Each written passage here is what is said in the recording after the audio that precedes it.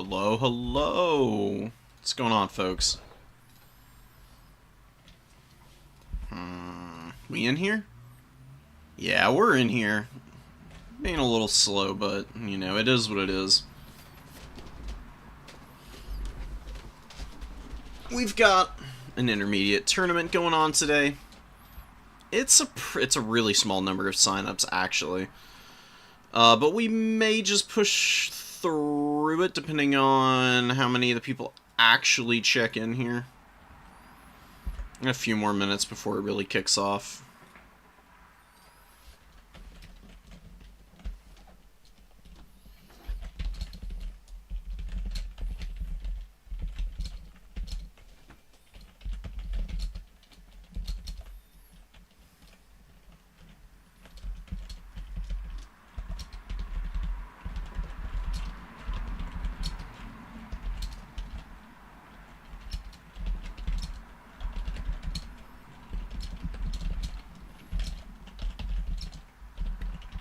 Talking with somebody right now. Give me one sec.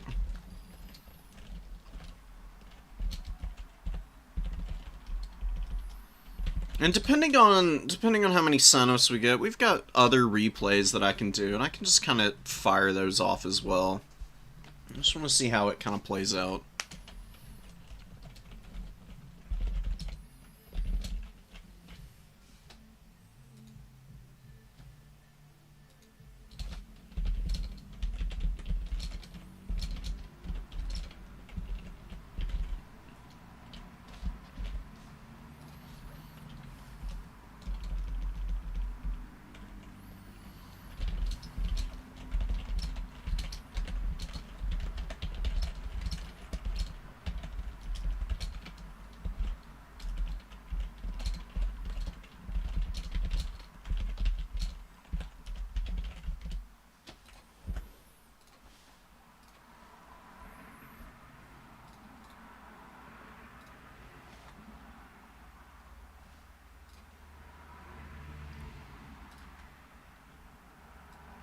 Wow, the Epic 4 sign-up tournament. Absolutely incredible. Do we continue hosting this? I don't actually know, man. So few people. Honestly.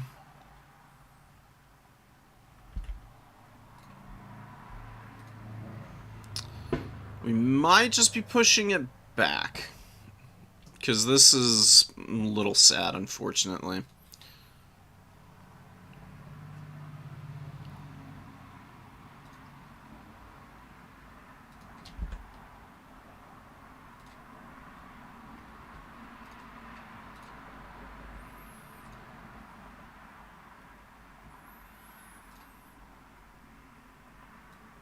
Okay, we got another person in here.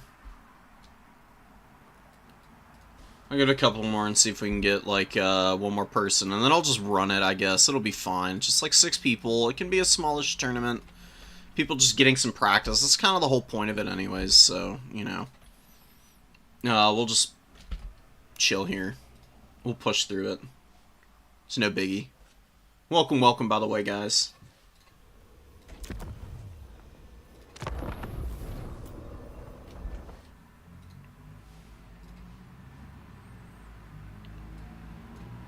And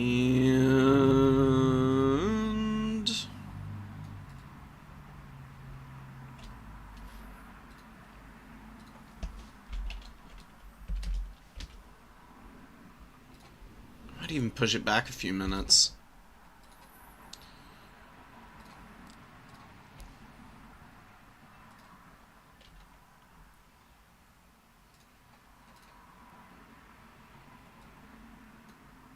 Two people, 5 people.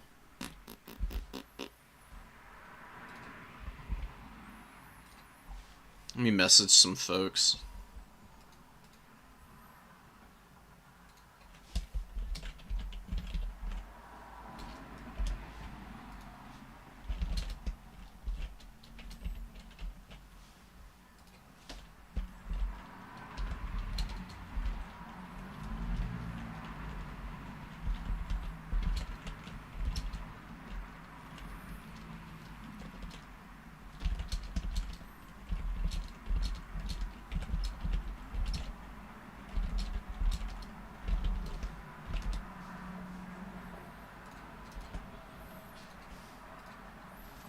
Messaging some folks, giving them one last chance to check in before we run it. We're probably going to be spectating pretty much the same people the entire time. That's okay, though.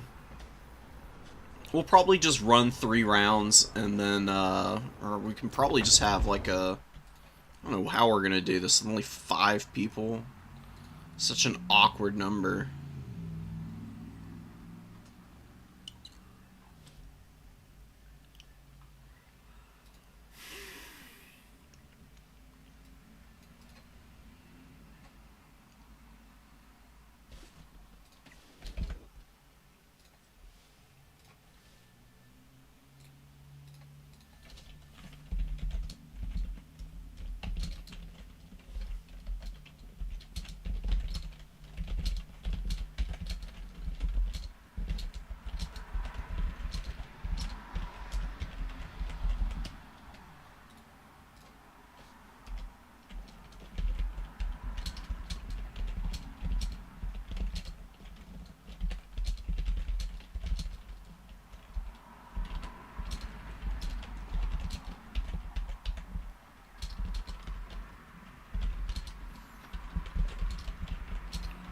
Might have somebody who's interested in jumping in, and then we can kick it off. Taking a few extra minutes isn't a bad thing either, because somebody else who signed up for the tournament who they're getting home a little later.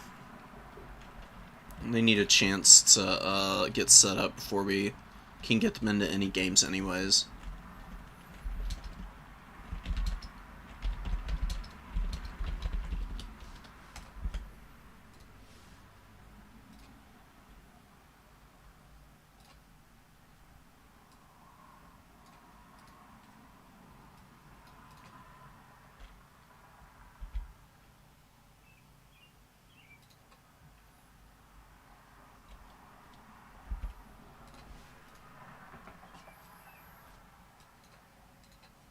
Mav watching the same people from the corner. For real.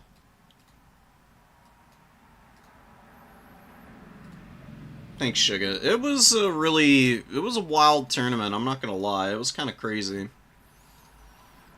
The game that I was most surprised to have actually won in that tournament was, against Hitman Hippo, against the Empire, because he brought the double wagons, which I was kind of expecting. So I was running the double skull cannon to deal with that, and that was going to go really well no matter what. I'm very practiced with that, but Elspeth is really tough to deal with, so when I saw her, I was a little worried for myself. But I was able to draw her down onto the ground. And dodge a couple of coruscating blasts. I actually found a really interesting, like, kind of a bug, I guess. There's a way to dodge coruscating blast and also burn one of its uses. If we get a chance, I can try and show it off, because it was actually pretty interesting to see.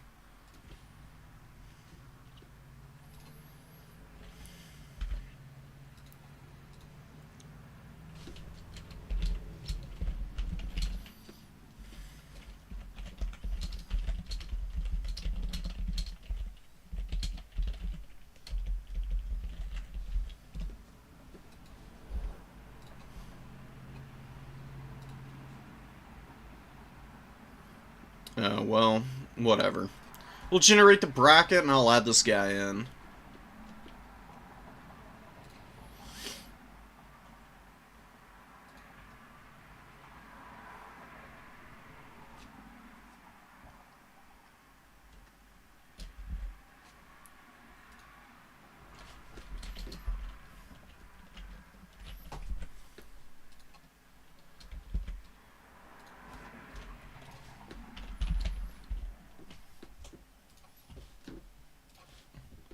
Let's get Shamblitzer in there.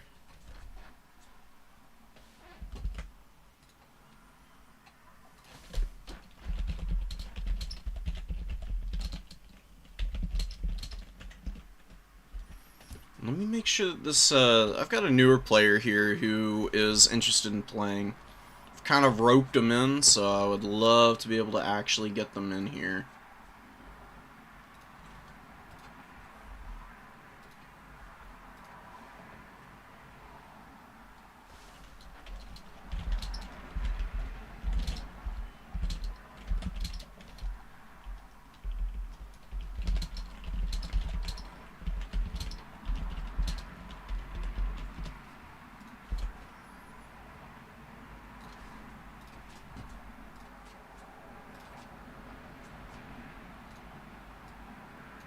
Yeah, Hitman's really good. Hitman does a lot of very off-meta stuff, which can really throw you for a loop. Builds like that can be really scary. The thing that I see people make the biggest mistakes on when they're trying to get in there against builds like that usually just comes down to the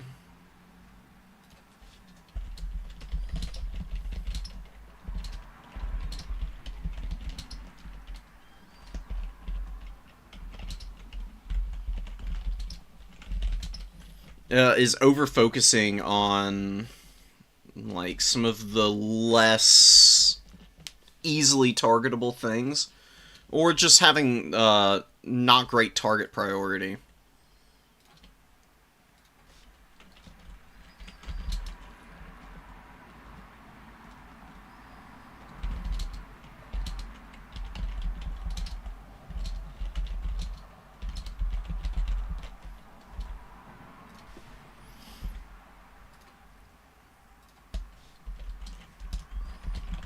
We got the grand old, like, half a dozen people in here.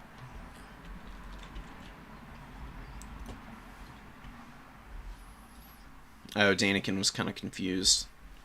I may actually message them.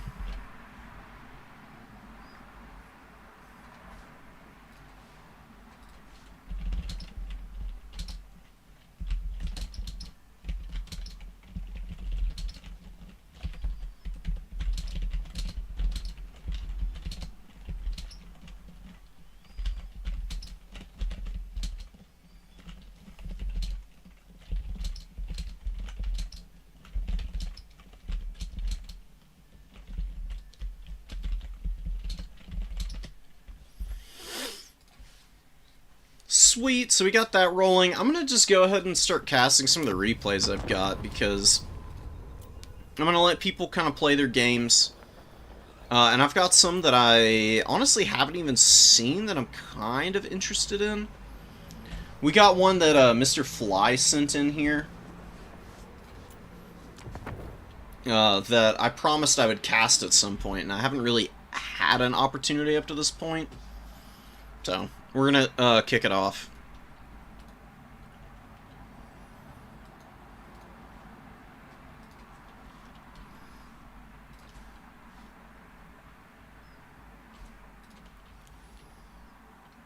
And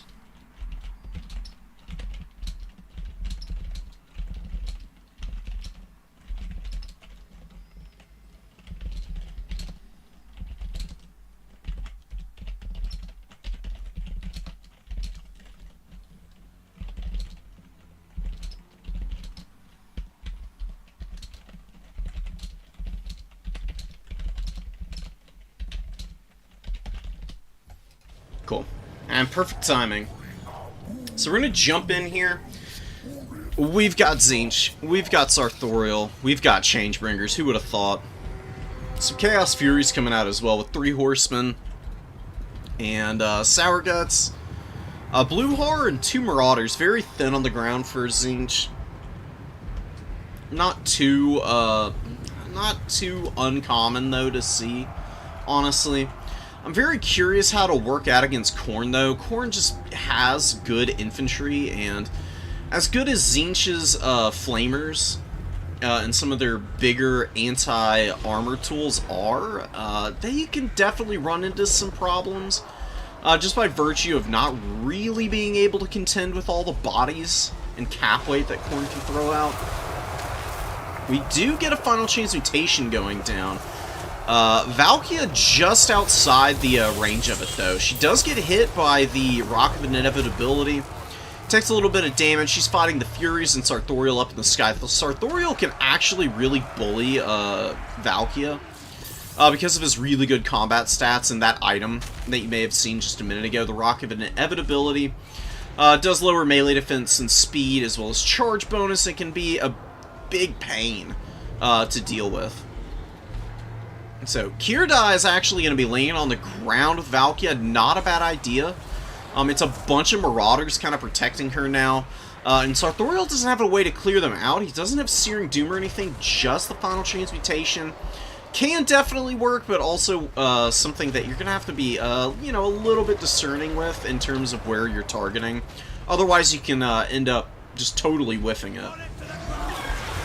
We do get the Furies landing in the forest back here, trying to dive the Marauder Horsemen of Tzeentch. Minotaurs come in to follow up on that, but they're just a little too late to get back here, and now they're going to eat a bunch of blue horror fire from the spawn zone, basically, of Tzeentch. They just wander right in, immediately start opening up. Pink Horror's being attacked here. Sila's been pretty disruptive up to this point, but he is getting filled full of javelins right now by these Marauder Horsemen of Tzeentch. Really getting bullied quite badly right now. Very unfortunate.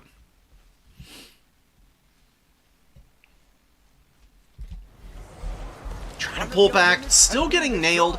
Changebringers with okay value. They've mostly been focused on Sila there. But he's going to jump back in the trees and try and avoid the damage.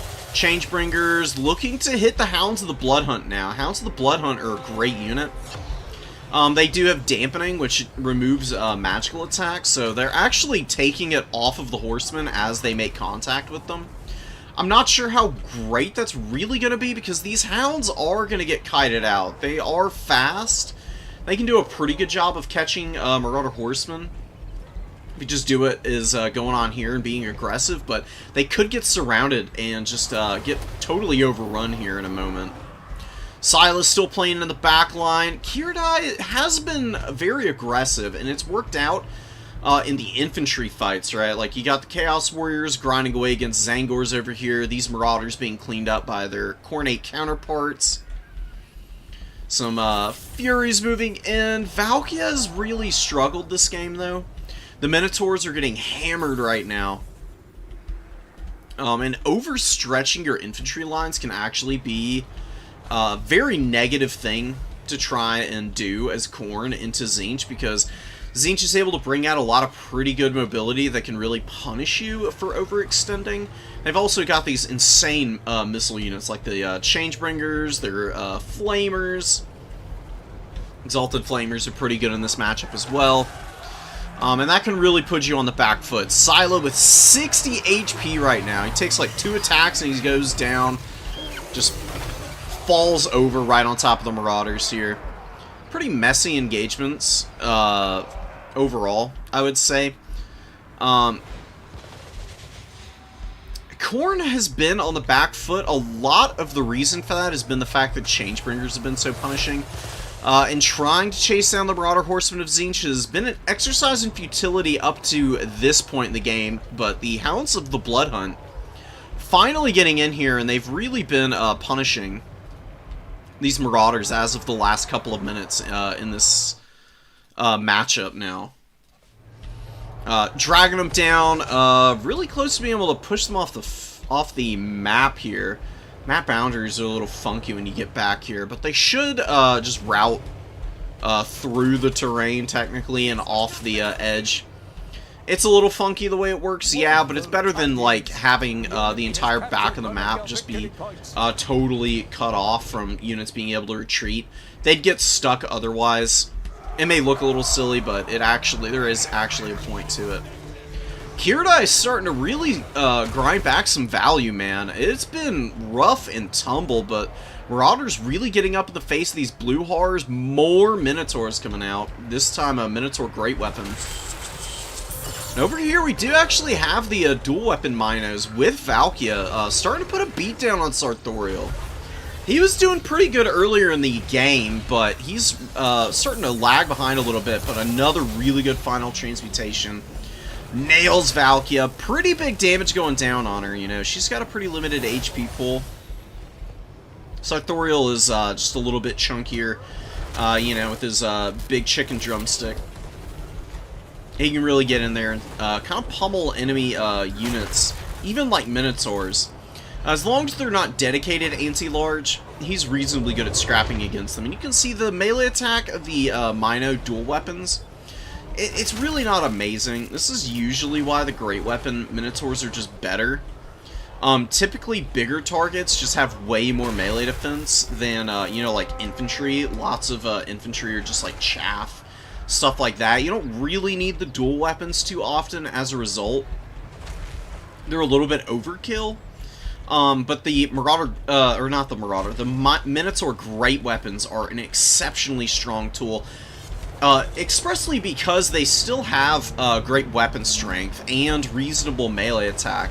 So when they attack infantry, they really can get in here and bulldoze through them and do some significant damage on the charge. And that can charge Blood Greed up, and they can get more than enough melee attack to still kill infantry, while they also boost their Bones versus Large. So when they do take fights against big targets, they can be even more effective. It's kind of a small thing in the grand scheme of things in terms of game knowledge, but it is generally just why you don't see dual weapon Minos too often, and why you do tend to see these guys very, very heavily represented in the Khorne games. Warriors of Chaos holding on to the high ground.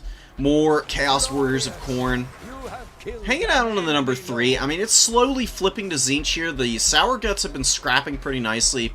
Knights of the Brazen Throne coming in for Kjerdire, though. Gonna be able to rip, run, and roar over any chaff infantry that come out. They just do an insane amount of damage on the charge, and they're gonna run over the Sour Guts here.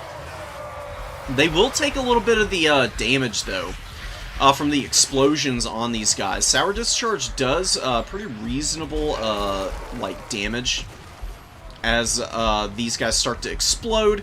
Their leadership breaks for a moment, but they do actually rally, and it's instead the Chaos Warriors who are going to be breaking here. Very unfortunate, but Khorne is still hanging on to this point. The few Knights of the Brazen Throne who are on here are actually giving their cap weight over to this objective so that the very beleaguered Sour Guts can't actually cap it away. Blue Horrors trotting up. You got 2 units of them and 1 Marauder. Bloodletters for Khorne, some Furies. Pretty high quality stuff available for the Blood God right now. It's going to come down to whether Sartorial is somehow going to be able to kill the Knights of the Brazen Throne, who honestly could probably turn around and just pummel the chicken to death right now. These guys have good weapon strength. They've got amazing melee attack. So they can get around his 50 melee defense. That's something that I would really like to see from the Khorne player here. Just a little bit more aggression from these guys in the direction of the enemy lord in this late game situation.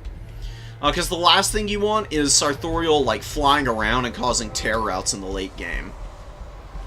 And while it is looking really favorable for Khorne on the objectives, there's just not a lot of bodies outside of this Bloodletter and the Chaos Warrior, who could be taken down by something like a Spawn with a little bit of infantry support. Could easily take those guys on.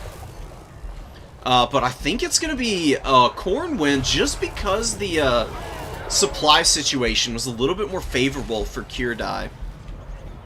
Able to keep a little bit more back, doing a pretty good job of pushing with infantry and really keeping Tzeentch on the back foot. Did end up taking the Changebringers down with some Furies, which was absolutely massive and allows the Knights of the Brazen Throne to get in here in the late game, and they are just dismantling the infantry right now. Bulldozing all over them, but Spawn do come down from the high ground, going to be getting into these guys now. They are going to have their armor sundered, but they've still got 90. It's not the end of the world for them. It will make them a little bit more susceptible, and these guys do lose the ITP when their leadership goes down too far. It's not a permanent imbuement on them, so they could end up in a pretty bad situation, depending on how the combats shake out over here in this blob fight. Furies do finish off the Sour Guts, and not before the Sour Guts take the number 3 objective, though. Chaos Warrior Halberds trotting up. Knights of the Brazen Throne sticking in this fight way too long. Not only are the Spawn here now, Sartorial's in among them. Screamers have flown in and are actually contributing a lot of value currently. Pretty vicious damage going in against the very, very elite Khornate heavy cavalry, man. They really needed to be out here on the number 3, controlling this point. Rotating over here wasn't a bad idea. Like, hammer here and then pull back. And then get another cycle charge before looping back here when you see your opponent bring these Zangors out. Just staying in a prolonged engagement against Spawn, as well as Screamers and Sartorial, is just not ever really going to work for something that elite. And I'm worried about these Chaos Warrior Halberds. I mean, normally a very stalwart unit, but they are kind of getting bulldozed right now. And it is maybe a little bit of a threat overload on them. Sartorial is really disruptive. You see him, like, fly in here, knocks a bunch of units over, sends them all scattered to the 4 cardinal directions, practically.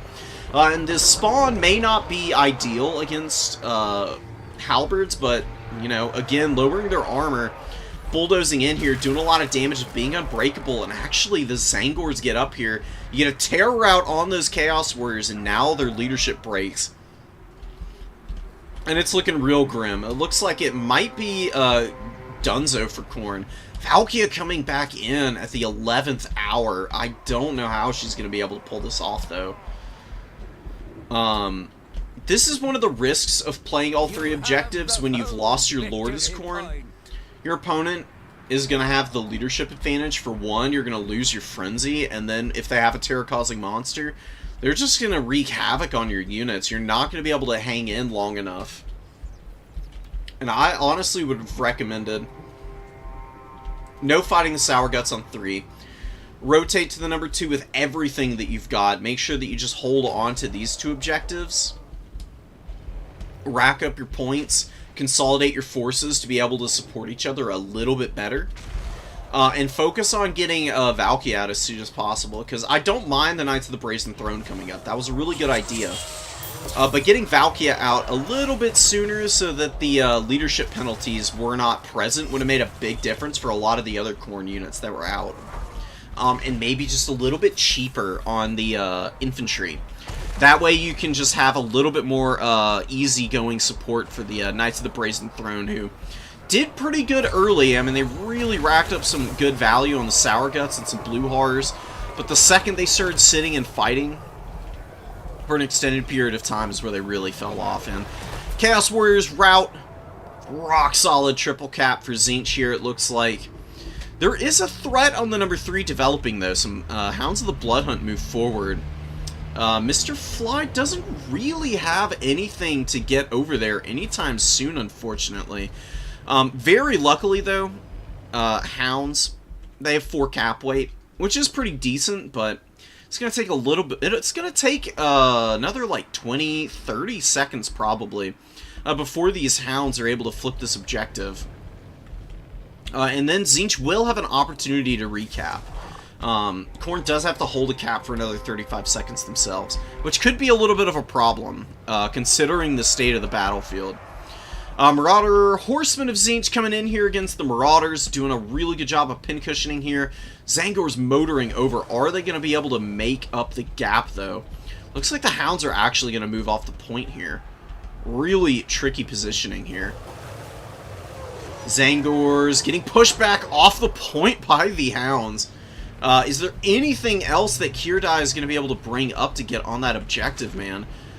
One extra Fleshhound would make all the difference right now. Because you got the infantry pushed back. They're not contributing any cap weight. If you had something that could sneak in behind here and actually take this, that would be massive right now. The Marauders are just getting absolutely filled full of javelins right now. Big damage going down on them. They're trying to pull back, but then Sartorial lands in on them. Does some good damage. How much value does he have now? 2,900's pretty awesome, dude. Sartorial just doesn't ever give up. He's a very high leadership demon unit. And Valkia looking to maybe try and force an engagement. But Rock of Inevitability actually hits her and slows her down a decent amount and allows the Marauder Horseman here to get some pretty good javelin fire off on her. Tzeentch maneuvering over. Zangor's going to break here, though. Big surround coming in from Khorne. Really, really nice one, in fact. Able to break these guys before they're able to get on the point. And Tzeentch throws up both horsemen onto the objective, but Khorne is still capping it. Are the pink horrors going to get here in time? If Khorne gets all these bodies on the point, and they're actually capped it, I don't think Tzeentch is going to be able to kill them for 35 seconds elapse. Oh my god, it's going to be razor freaking close. Oh my god, look at it hovering in the balance right now. It still hasn't flipped to Khorne, and Tzeentch actually gets their pink horrors on the point before it gets capped. No freaking way. And a Sword of Khorne comes down, really punishing the Horsemen for having to sit on this point right now. But yeah, more blue horrors getting up here, and Tzeentch is going to be taking this game by the barest of margins right now. Oh my god, dude. Absolutely crazy. Valkia gets in here. She did drop a Sloughnir. She's done very well this second time around. You gotta be really discerning with your engagements with Valkia. She's one of the most cost-effective lords in the game. All it takes, though, is one overextension with her, and she will absolutely get rolled over. Typically, in my opinion, she's best used as like a battlefield support and control unit. She flies in, she pops Demon Shield to take big fights, like against Sartorial or against any other scary units.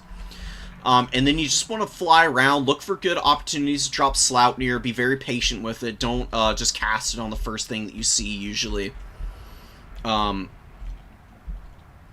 Use her aggressively in mobility fights where you need an advantage.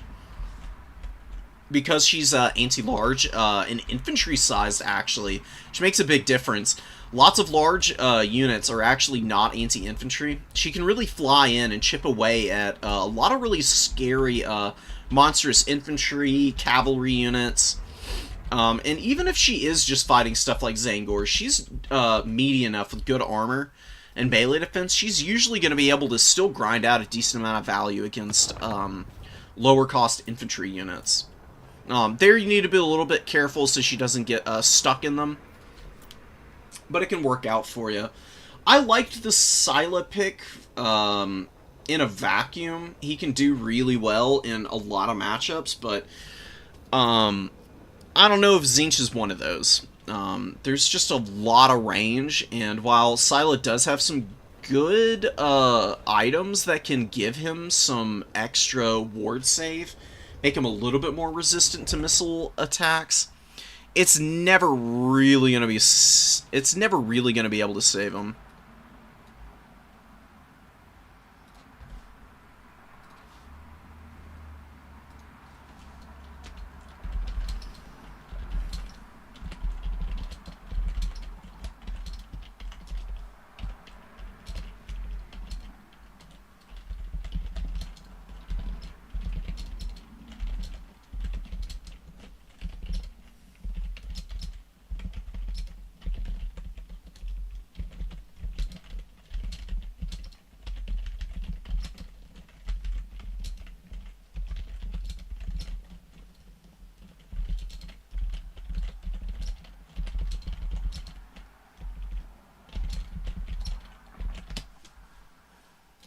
Alright, sweet. Really, really awesome stuff, man. GG for Khorne, should have brought Skarbrand. Look, Skarbrand actually can work against Tzeentch, funnily enough. It's not his best matchup, but there are Tzeentch compositions that you can bring Skarbrand into and call your opponent out on. They're not super common, which is the problem right now. But depending on the state of the meta, Tzeentch oftentimes can bring units that are very vulnerable to Skarbrand's damage potential, as well as the rampages. Like, if you get under a Changebringer and pop Rage Embodied, you'll actually drag them to the ground, which is really nice. You can absolutely hard punish opponents. It's something that you've got to be very cagey about, though.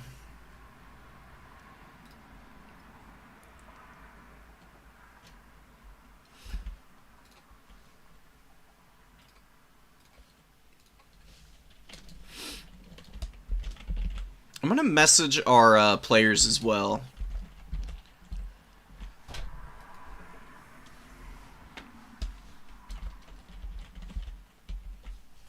At chat and at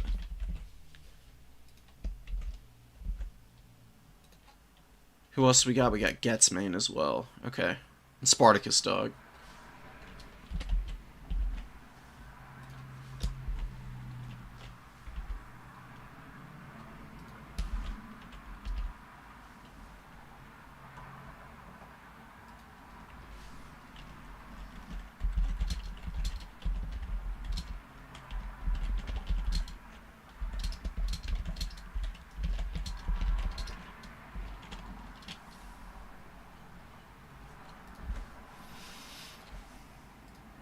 Sweet.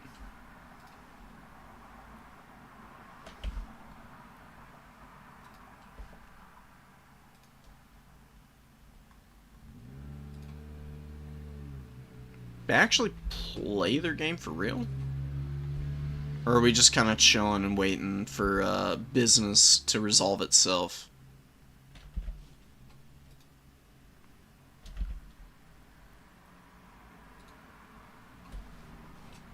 I don't know, we haven't heard back from some people. This is a very bizarre tournament, but whatever. We're going to give people a second. It doesn't look like some of the other games have been played yet. Since it's so small, we'll just hang on. Whatever replays we get, I'll cast. But I've got so many in here that are worth looking at. And I figure I might as well go through some of them. What'd be a pretty good one to cover? Had some good ladder games. Had some games with Scarbrand. It didn't go very well for Scarbrand, at least, but everything else went nicely. From our intermediate tournament about a week ago. We can watch this one. We got Pizu coming in against WMW. We got Demons of Chaos versus Dark Elves. Very tricky matchup. Demons of Chaos skew their matchups pretty hard. They're either really dominant or they run into some serious problems with, just being pincushioned by missiles because of their light armor. Or they just get chewed up by magic damage. But really well micro demons can be one of the most menacing factions in the game, and we'll see how Pizu's gonna be trying to deal with them here. Wow, Supreme Sorceress with the all-time great speeches there. Herald's gonna be moving up. We got the Chromatic Tome being popped just to get a little bit of WOM recharge. And power recharge, just get some more right off the bat. Skull Cannon opening up. Bit of a miss. I mean, the Vortex is going to do a little bit of damage. Nothing too serious, but you can see it takes, well, actually takes about 500 HP off these guys. Which isn't bad at all. Skull Cannons, dude, I swear to God. They're either, like, the best unit in the game, or they just miss every shot. Actually getting a little collateral damage here. They're actually shooting this unit in the front, and just happening to hit the one behind them. These guys keep wandering into the Vortex. Not as bad that time around. Really nice blue fire into the Bleak Swords. Doing some decent damage, but a big, beautiful Spirit Leech. Poking through the shield and taking about 600 HP off of the poor little Herald here. These guys are not very resilient. They just struggle so badly if, they get hit by life leeching spells because their HP is so limited. It gets really ugly for them pretty quickly. Cold One Knights running into the Vortex a little bit. Skull Cannon's been a little lackluster. It really needs to start landing some more impactful shots here. Whiffing again. It took 4 models out as the shot traveled overhead. I don't know what's going on here with it. Another one coming in. It did bulldoze through the Dark Shards, but it didn't drop the Vortex before it cleared through these guys. Soul Grinder of Zinj has also been throwing some shots in. Now, these Masters have been getting bullied a little bit. They do push up into the trees, though. And the full court press is really coming in from the Dark Elves now. They're going to have the Demons of Chaos totally bottled up back here. And these Pink Horrors and Blues have just not really been able to fire off their ammunition. W is just getting shut down right now so badly by the really cheap Dark Elf infantry. They're just all up in the biz of the pinks right now. Exalted Bloodletters moving over. They did really obliterate this Bleak Sword, but they're getting focused down by the Dark Shards now. They do get their Hellblade active, and they probably will kill this Dread Spear before they break. I mean, these guys do have some pretty incredible leadership, but man, oh man, that damage from range, just brutalizing them. The Dread Spears actually do look like they're going to be breaking before they can... Or the Dread Spears actually look like they're going to rally before they break to the Exalted Bloodletters there. Fleshy's getting charged by Cold One Knights, and Furies doing their best. They do have one Dark Shard ratting right now. Pizza, though, is just really bulldozing over a lot of these targets right now, though. Pink Horror shut down. Some of the blues have been crumbling out. You know, pinks are a good unit, but when they're just firing into silver shields, it's a terrible time for them. So inefficient. It's definitely leaving the Demons of Chaos on the back foot right now. We get another blue fire coming in. They've been very well cast, and they've been doing really good damage to the back line. Which is part of the reason why I'm wondering if Pink Horrors are the right call in that case. There's just a lot of shielded infantry. There's also a lot of heavy armor for the Dark Elves. Like Cold One Knights, Blackguard Corsairs, even like basic Dark Riders have shields and they don't cost all that much. I think I would really prefer to just see some blue horrors and what are they? Bloodletters. Bloodletters would be really good for clearing through the front line of the Dark Elves. They cause fear, they do big damage to chaff infantry. And if you can break through the, if you had broken through the Dark Elves front line, it's really been the Dark Shards who have been doing quite a bit of the damage this game. May not show it. It's not super well reflected. A lot of that is just because the Pink Horrors and a lot of the other units for the Demons of Chaos have really been crumbling out pretty badly. Had a bunch of Fleshhounds crumbling here. We had Furies crumbling, the Skull Cannon is crumbling. All of that's not being reflected in the damage value bar. And it looks like the Dark Elves might even table the Demons here. I think just going for a little bit more mobility would have been a better call. I think you can do the Soul Grinder, because Dark Elves can bring some really big, scary lords and monsters that are worth sniping, as well as maybe just sitting on the Supreme Sorceress of Death and trying to kill her. She's actually chasing down the Herald here. I'm kind of bullying him a little bit, you know, a little gumball jumps back up in the air on his invisible disc, which is kind of hilarious. Pretty well-renowned bug at this point. Maybe one day they'll fix it. But he's just been getting absolutely hammered. He does have 1400 value. Death Sorceress drops another Spirit Leech, though, and this might kill him, depending on how much HP he's got left. He'll have about 500. He'll be okay. Damn close to breaking on the leadership, though. So much damage has gone down on him. Dark Elf's continuing to throw mobility up. I'd just keep doing that as Pizu. Yeah, just bringing out more Cold One Knights, and then maybe like a couple infantry to reinforce, and then you can just go full press and just keep the demons totally locked out. Oh, and the Herald crumbling down here. Dark Rider Repeater Crossbows look to be trying to finish him off, but I think his leadership just broke. And all of these units crumbling out here for the demons. It's just worse and worse value. This is one of the risks of playing these very squishy, high micro factions. Is if you make even a handful of mistakes against a really experienced opponent, and they just get in on your flanks and they're overrunning you, demonic instability will just put you in a hole that is way too deep to ever climb out of, man. It is really brutal how aggressively your units will crumble out. Frauker's Bubonic might even go down here because of it. Yeah, a lot of HP being lost on those guys. More pink horrors getting stuffed. Imagine being spawn camped. It actually can happen a lot more than you think in domination mode. I knew it. Unending glory is Like I said, when you yours. really get through your opponent's main formation, and if you've got enough forces to just continually keep sweeping up their summons in, you can really have them just totally off balance and run over.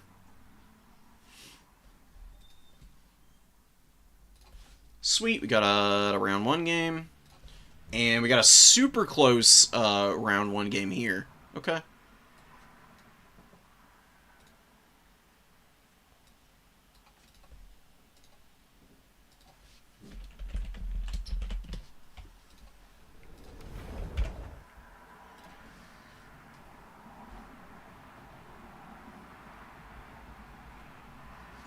Did Danikin and Shatton end up playing?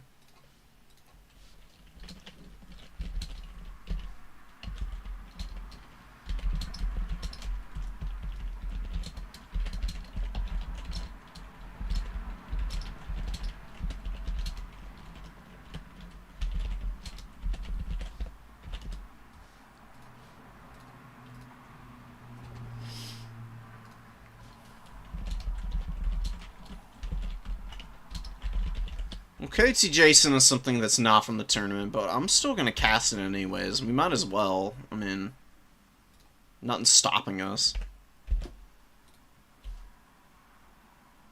Give me a sec. Let me throw these replays over.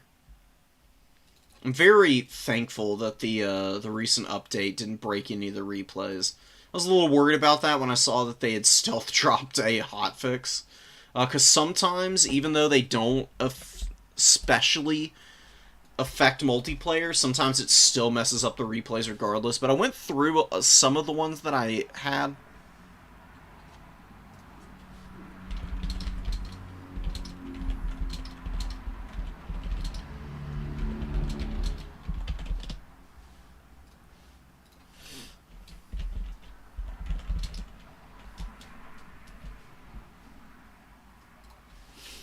Alright, cool.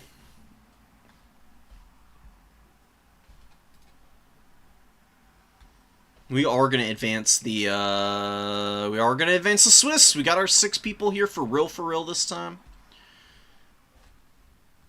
Shouldn't have any more problems going forward. Doc should need, giving them Seekers, you would think wouldn't be nearly as bad because they're not Slaanesh, but Seekers are just that broken that they really do just brutalize the balance of the game. It's kind of horrible, unfortunately. They just have to get balanced, or I don't know, you might never see them get played in a multiplayer tournament again. Until they get their model changed, they'll just be in this really awful spot where they're way too high impact for what they do. They're just anti-everything, and nobody wants to play into a faction that has anti-everything. Alright, give me a sec, guys. I gotta do a, I don't know what's going on with Total Tavern. It's doing one of its things. I gotta open it in a new window, I think. Then I can advance the tournament, pretty please. I am an admin, I promise. It does this weird thing lately where if you're trying to advance tournaments, it will boot you out for some reason. Or it'll log you out.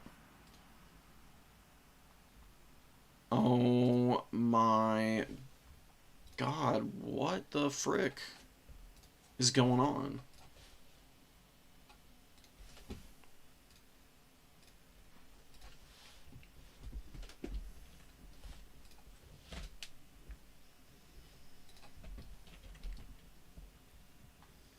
Okay, I'm logged in.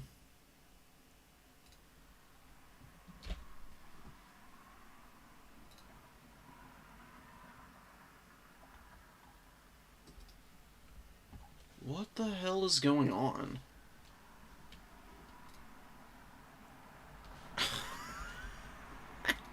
Won't let me fucking... Ugh.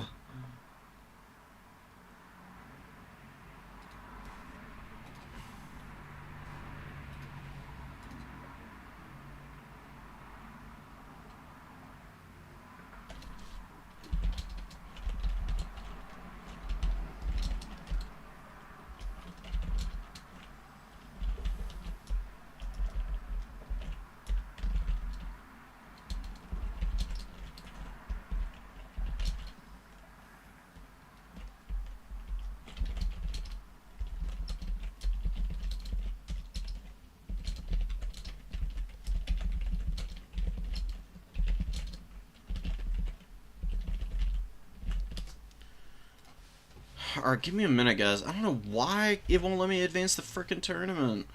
I'm gonna bring y'all over. I'm gonna show you what's going on. It's, like, absolutely baffling. Okay.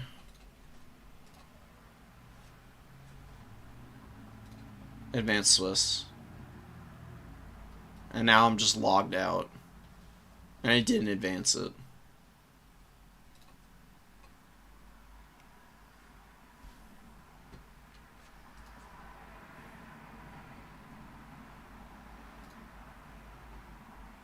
Advanced Swiss.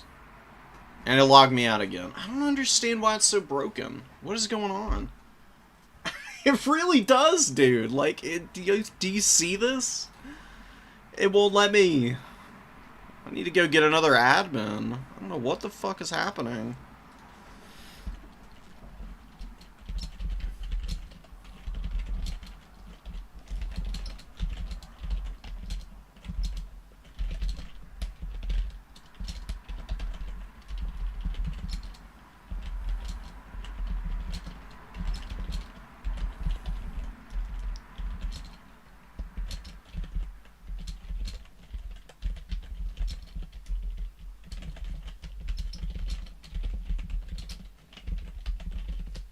So bizarre.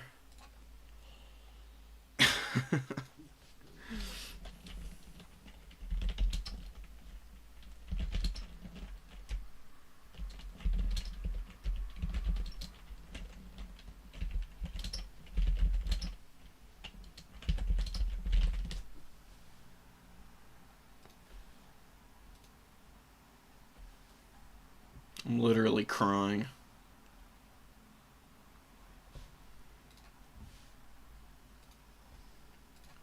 Alright, guys. Well, give me a minute. Oh my god.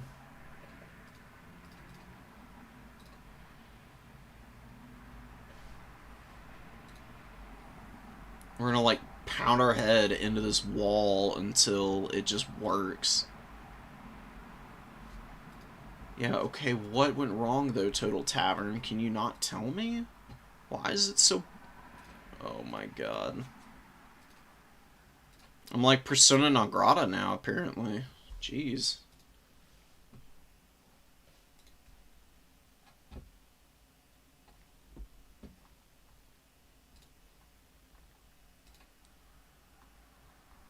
Oh my god, dude.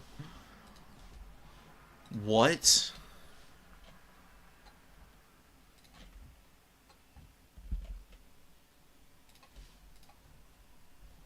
I'm actually going insane here.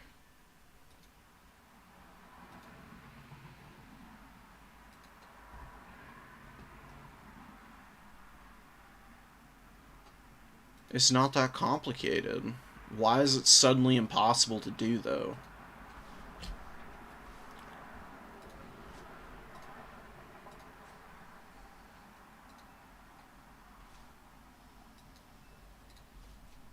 Yeah, I guess. I'm gonna have to. I don't get it.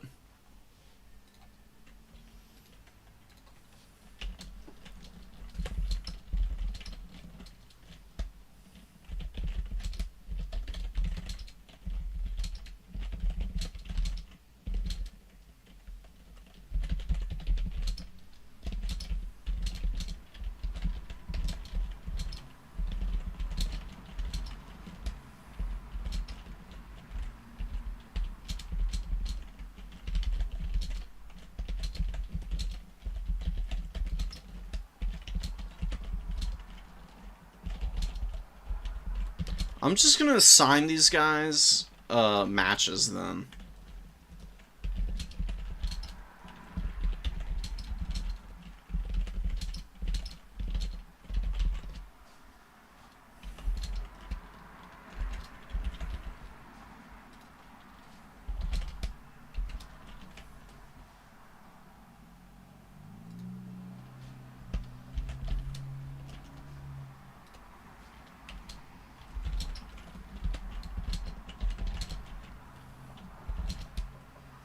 Alright, Danikin and Tom will play.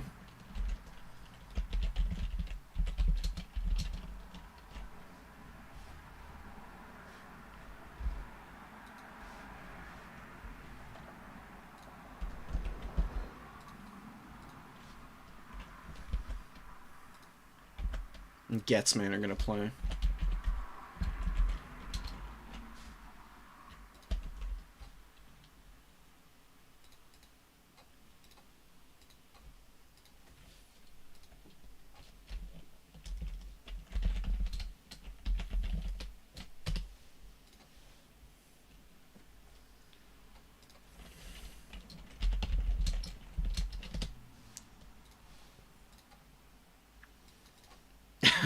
Oh my god.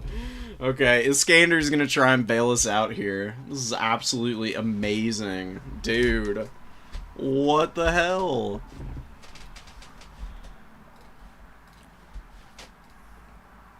I look like the biggest doofus to ever run a tournament right now. Alright, yeah. Log me in. Wind it up and let it rip, boys. Advancing it again. And we're right back here. I've restarted my browser. I don't want to have to restart my whole ass computer. I don't know what the hell is happening. Iskander will save our ass. That's what I'm telling myself, at least. Okay. Apparently our tournament is broken, but I gave everybody instructions in the Discord. So get in there and play your games.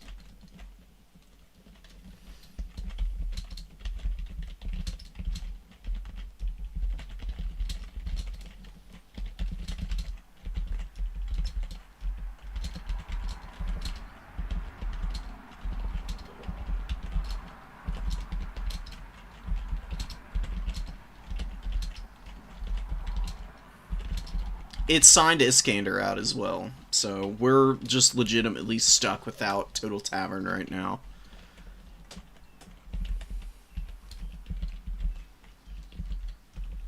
Literally everything is conspiring against us today. This has to be probably the most baffling series of issues I've ever run into.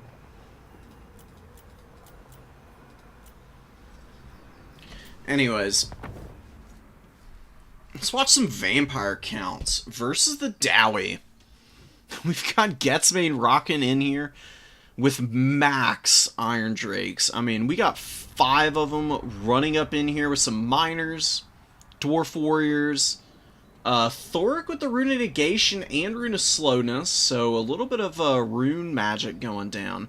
Pretty sure this is a Thane?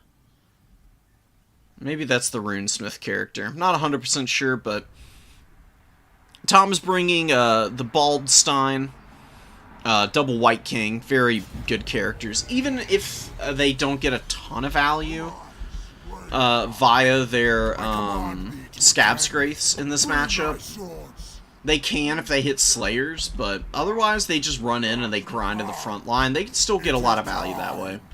The dead march. Alright, congratulations, man, for the Dead March, fellas. The Dead Speak. It's, the Last Jedi, or not the Last Jedi, what's the last one? The Rise of Skywalker, where Palpatine came back. That was the horrible opener for the, screen crawl in that movie. But anyways, I digress. Black Coach is capping the number 2. Cryptical's going for the number 3 objective up top. Tom is gonna have to manage the dive pretty expertly because, you know, as hard as it is sometimes for the Dowie Iron Drakes to, like, find good angles to, like, really get good value. Oh my god, dude. Absolutely blasted by that Gaze into Gash, though. As hard as it can be, they should be able, with 5 of them, to find some relatively good opportunities to roast out a lot of the chaff infantry here. And if the Dowie can kill the chaff before all of the big scary monsters come out, then they will probably be in a pretty good spot. Now, one Iron Drake did just get absolutely clowned on by Manfred there. He got about 288 value from that one cast, and the Black Coach looking to move in now. Iron Drake's going to be lining up some shots, it looks like. Good targeted priority from Getsmain, but some really good dodges here from Tom.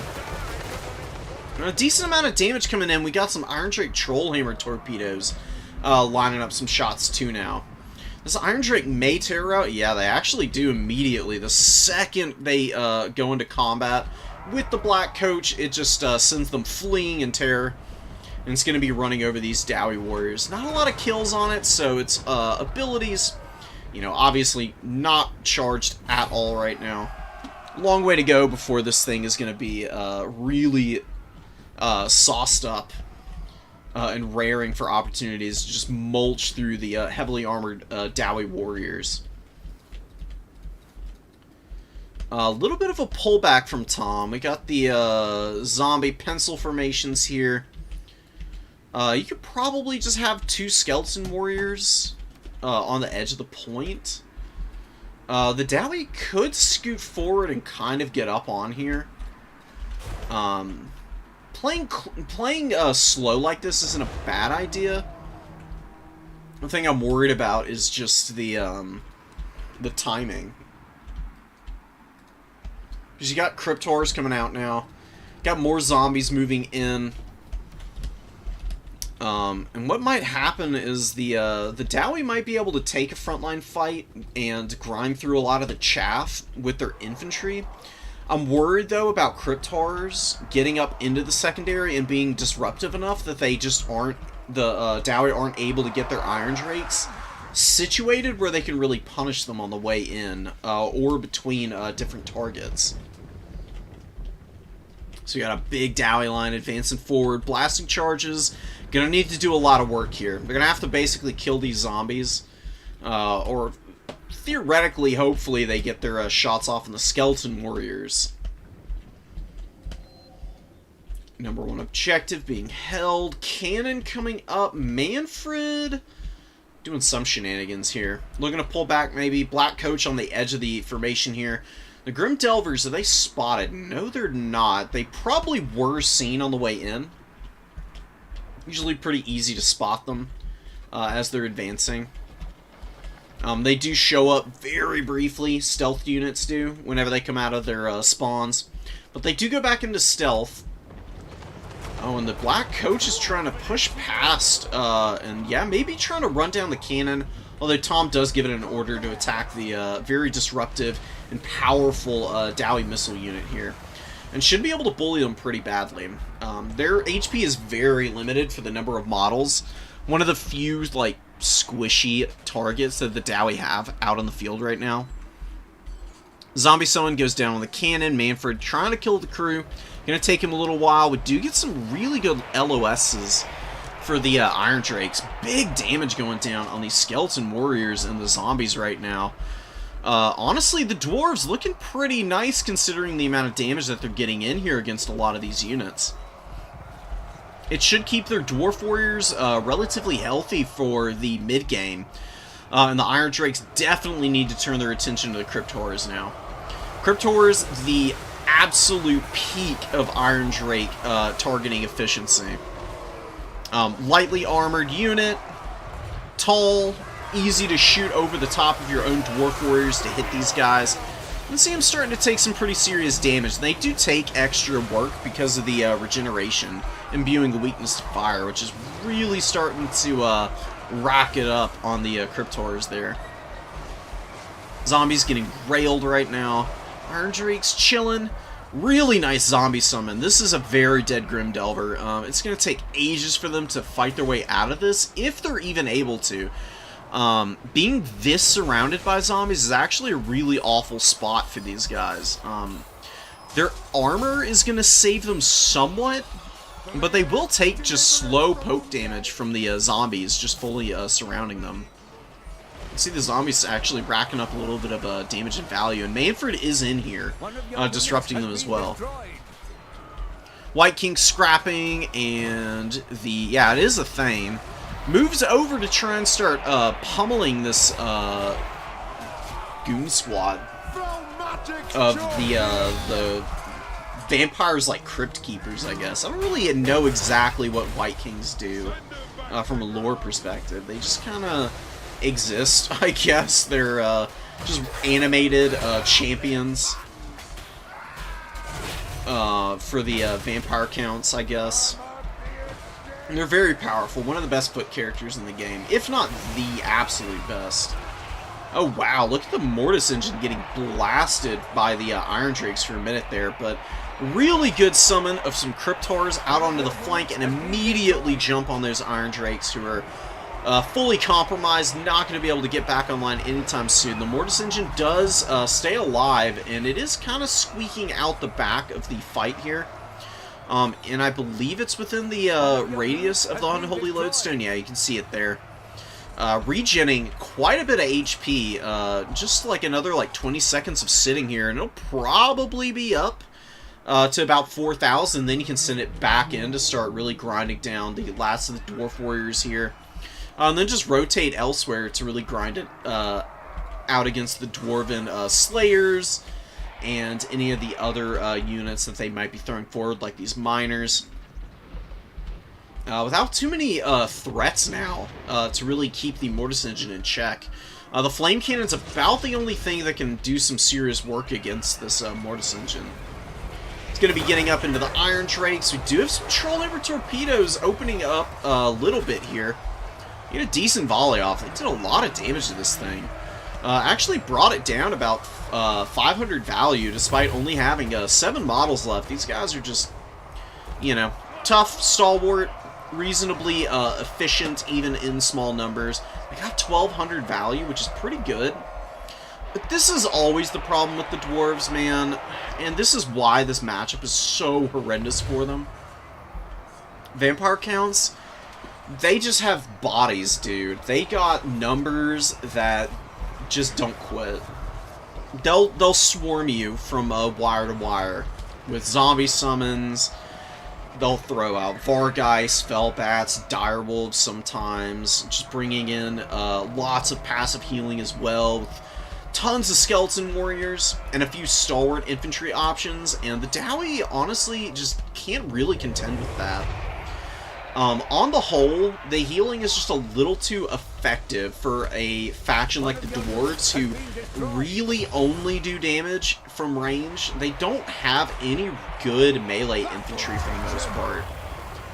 Like, they've got Slayers that can do good work against something like a Cryptor. But, you know, using a Slayer to try and grind through Sternsmen, or even Skeleton Warriors, is usually an exercise in futility from a cost trade perspective. It just gets really out of hand way too quickly. And yeah, Getsmain is just a little too far down now. You just can't allow the vampire counts to get even with you on value. If you're even with the vampire counts, you are in an awful position. They can very easily scrap back from being down even like 2,000 value, just because of all the healing they've got access to. Generating units, Blast or the Reliquary Binding, the Unholy Lodestone, the Perfect Vigor from the Corpse Carts helps out a lot too. You can see the White Kings running around at full speed with most of their stats up, same with the Cryptors.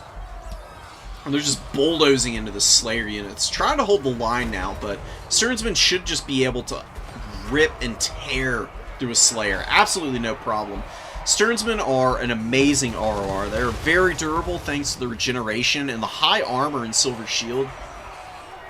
And they've got really good weapon strength for a shielded infantry unit, so they can really scrap if you just get them into a engagement like against Slayers, where they don't have to worry so much about grinding through armored infantry, and they can use their melee defense to keep themselves safe from these very glass cannon-y type of, not chaff units, but like really aggressive anti-large clear tools.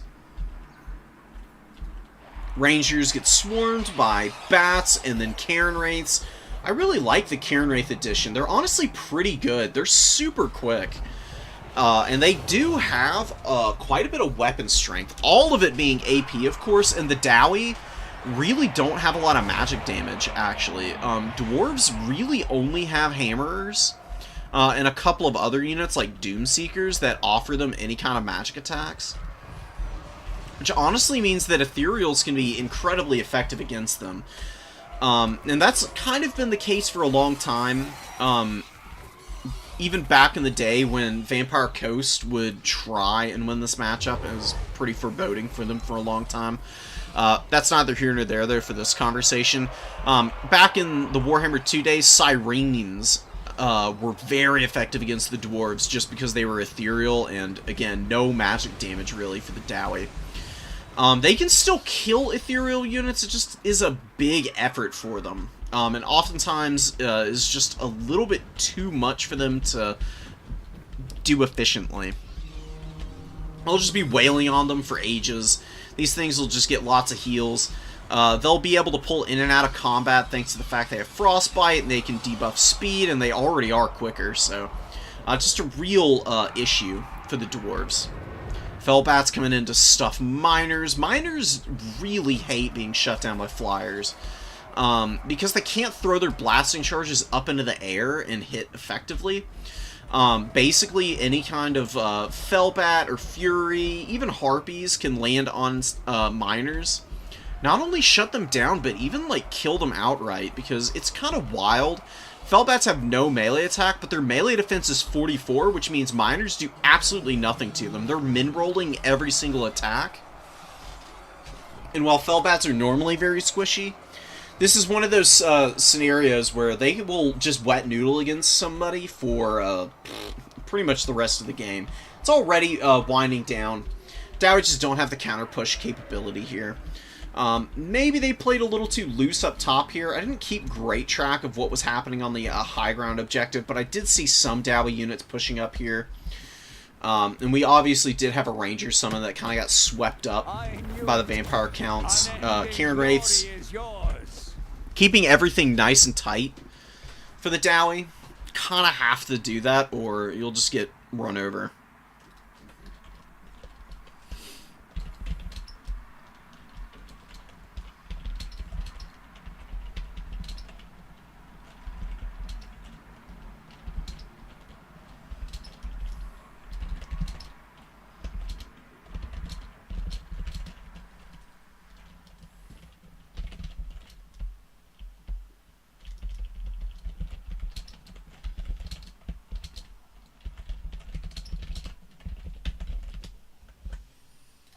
Let me go to Total Tavern again and see if maybe giving it a little bit of time has made it possible for me to advance this tournament now.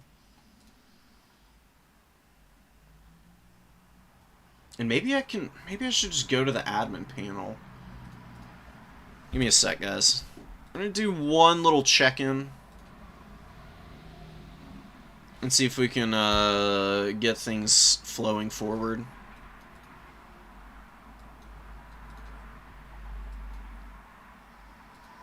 Look, don't worry about the black coach, Tom. It's a really good unit. It's really there just to distract and occupy attention. So you actually used it really well, even though it didn't get amazing value. You know, I mean, only 300. It does cost 11. You did get your front line into combat pretty well around it. And the rest of your army was able to shine as a result because you were able to lock down the Iron Drakes, and the attention it did occupy while it was alive really helped facilitate that for you. So, you know, keep your head up about it. It's not that big of a deal. Not every unit is going to get its value back in a game. There's always going to be inefficiencies. The big determiner, in my opinion, for like whether a unit was well used or not, oftentimes is just how long it survives on the battlefield, and whether it occupied a bunch of aggro in the process, or still did a ton of damage. And in this case, the Black Coach soaked up a lot of missile fire, had your opponent kind of scurrying around in their own backfield a little bit, haphazard. And that's where you were able to really capitalize on it. So I would say you played around it really well, even if you didn't quote-unquote micro it very well in terms of raw value.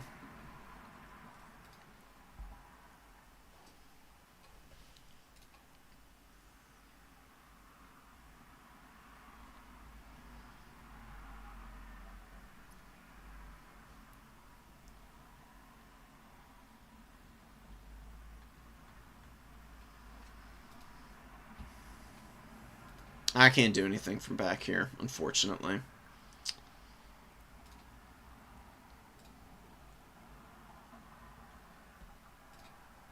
It's still broken.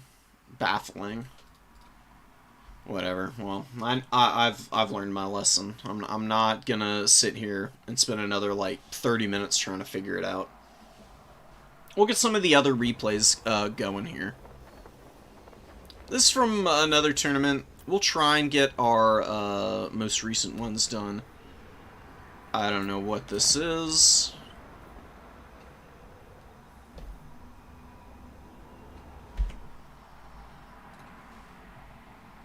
Daniken did send me the replay. Give me 1 second, let me flip it on over.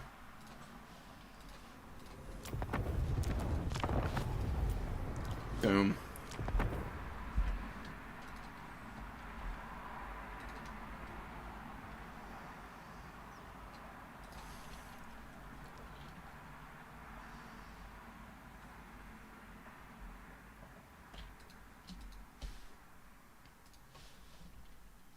Alright. So you got Dark Elves into Norska.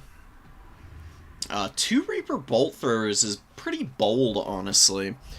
Norska is one of the most Unga Bunga factions in the game. Them and Khorne, if you overtech into artillery and your front line isn't strong enough, they can absolutely break your back and then deploy zone camp you. Daniken is a good enough player that I don't think that's going to happen, but we're going to have to see here. Bringing Scroll of Shielding and Scroll of Power is our newer player, Blue Eye. Gonna be rocking in here with Wulfric. Does seem to have a pretty good idea of what to bring, for the most part. Hunter of Champions, Fighter, Die, and Foe Seeker, not really what I would prioritize items and abilities-wise. I'm gonna actually contact him after this match and give him a little bit of advice if he wants it. Typically, you just want Sea Fang and maybe Hunter of Champions, because it can do really well. Being able to pop this on an enemy lord or hero, especially the Dark Elves, who tend to bring a lot of both. Either like one really strong lord, or cost-effective heroes in addition to their caster. Hunter of Champions can be nice, because it slows, lowers armor, massive debuff to melee defense as well. Reaper Bolt Throwers poking away at Wulfric, and Blue Eye not really noticing it until just now, getting Wulfric active again. Marauder Hunter Javelins actually taking some of the bolts to the face in exchange for Wulfric's safety. So, some very brave Norskins helping him out here. But pretty good positioning with the main formation. You know, this is, you know, kind of what you want to do. You just want to get your units up on the points. I'd be very careful about the overextend here. A Doombolt goes down, does some pretty good damage. Not amazing. Doombolt is alright as a spell. Oh, this is actually a bound Doombolt, though. Well, that's super worth it. It's from the Doomfire Warlocks, and that actually got some pretty good work done. But look at this! Wulfric goes in. He gets in, smacks up the Fire Sorcerer, and a really nice Spirit Leech on the back end of that. And then a good disengage. Pops Hunter of Champions on Crone. Wow, and Wulfric's going right back in, going to be trying to beat up on her. Gets a nice little swing in there, but Crone Hellebron's actually kind of terrifying. She does have her melee defense down to 0, though, and her armor is debuffed thanks to the Hunter. Oh man, is Wulfric going to somehow be able to kill her? That would be kind of crazy, but oh man, his Marauder's route. And now he stands alone against a much scarier armor-piercing combatant. And he could be on his way out here. Kind of sitting and fighting 2 characters at once. Not really something you ever want to do, per se. He is going after the Sorceress, trying to finish her off. Crone Hellebron hot on his heels. She gets back up in the air. We do have a really good push through the back line of Norska, actually. Oh, wow. And the Shaman Sorcerer of Death getting hit by the Reaper Bolt Throwers, it looks like. He's on his way out, man. These Bolt Throwers have actually been pretty nice. Pretty impressed, honestly.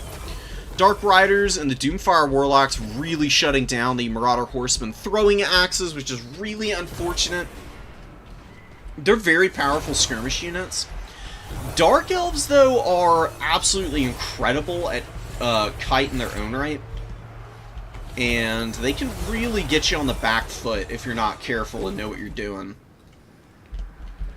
We got some engagements going on the high ground. Dark Rider's going to be trying to push back the Norscan Marauder Horsemen there. Krone Hellebron does take down poor Wolfric over here. He's not looking too hot. Oh no. Not Wolfric, not like this. Poor guy is just splayed out on the ground. He's like, I'm done. I'm done, fellas. He's having his King Theoden moment. Kinda does have the same vibes, you know? You got the big, scary, like, heathen type character, like, flying out on the big, fell beast, landing in there and beating the crap out of the eternal challenger there. Wolfric's not nearly as, noble bright, obviously, but, you know, similar-ish vibes. Dark Riders just flattening the Marauder Hunter, javelins here. And the front line went in the favor of the Dark Elves here. They did have some Black Ark Corsairs who did some pretty good damage, as you can see. Yeah, and the character sniping just didn't pay off for Norska. They took a little too much damage on their own characters because of the bolt throwers. They weren't able to kill the Fire Sorceress. And Krone Hellebron was also pretty nightmarish. Didn't really need to cast any magic. Daniken did. Wow, and look at the Doomfire Warlocks. Oh, using Flaming Sword of Ruin on the Doomfires, of all things, to get rid of the Skinwolves here. Wow, okay. Is that, like, the only time that you would ever want to use this, though? I would imagine so. They do get a really good increase to their weapon strength, I guess. It'd be nice if it also gave them a boost to their armor piercing. Flaming Sword of Ruin just needs a little bit more, help. I mean, it either needs to last a lot longer, or it needs to be like 50%, to all forms of damage. That would be just about the only thing that would balance it out. Norska is in a lot of trouble. I mean, they're going to be trickling units out, and I do believe we will be seeing a win here for our Dark Elf player. But there have been some things that have been going pretty well. Been seeing some pretty good Horseman micro. It's just a shame the Dark Elves are able to get some really good isolations on them. There were some good ideas with this build, but I do think that there were just a few things lacking for Norska. Just a little bit of a more optimized choice of abilities for Wolfric would have made a big difference. And then I do think that you can use a Death Sorcerer in this matchup as Norska. But one thing you do need to be very aware of is the power that Cold One Knights offer to the Dark Elves. I mean, these guys are just really nightmarish to your own large targets.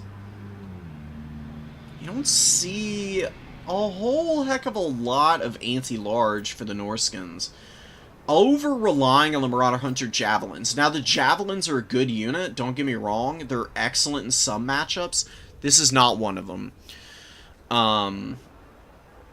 Dark Elves are just a little too good at killing other factions' range tools with their own. And they can play kite way better. They got a lot of cheap mobility they can throw out.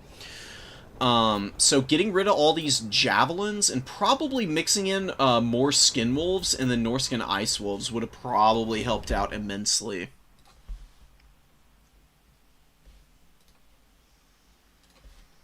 Okay, we got more replays incoming.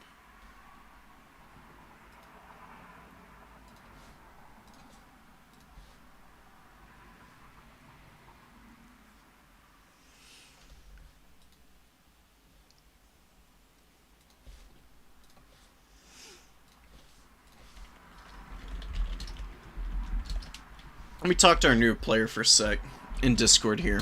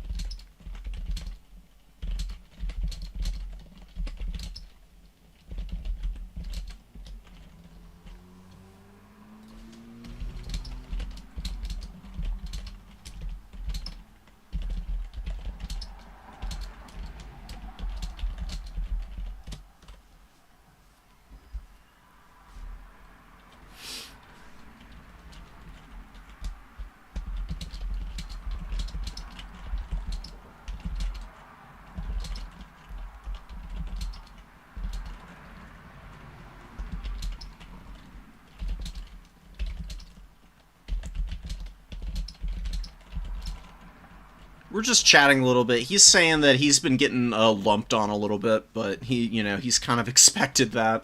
I totally feel where he's coming from. It very much is just kind of the way that the game is for newer people. I invited him because I saw he signed up for the new player tournament, and we do have some really good players in this intermediate tournament, without it just being, like Oishi or Charix, who would be absolutely merciless.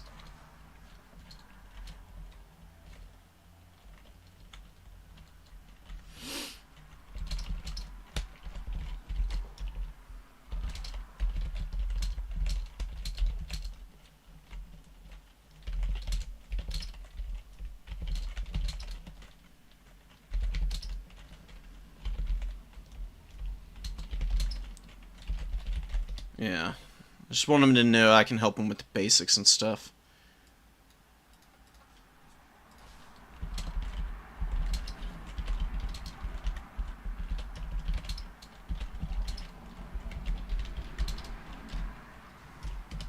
Alright.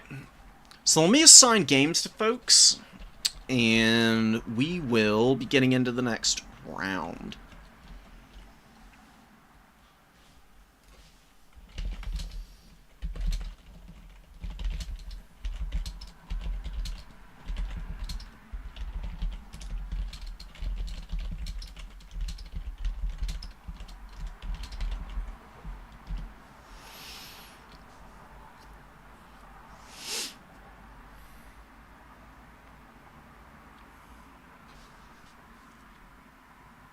Alright, so Daniken is undefeated.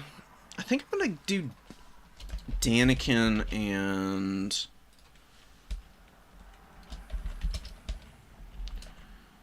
Iskander was not top of bracket last time, so let's give Iskander the opportunity to be top of bracket this time.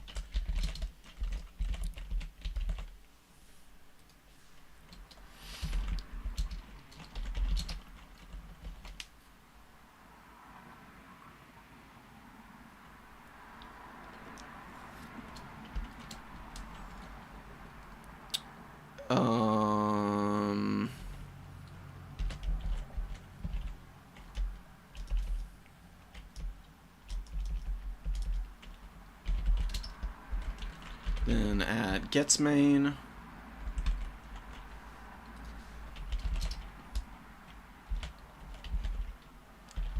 Schattenblitzer.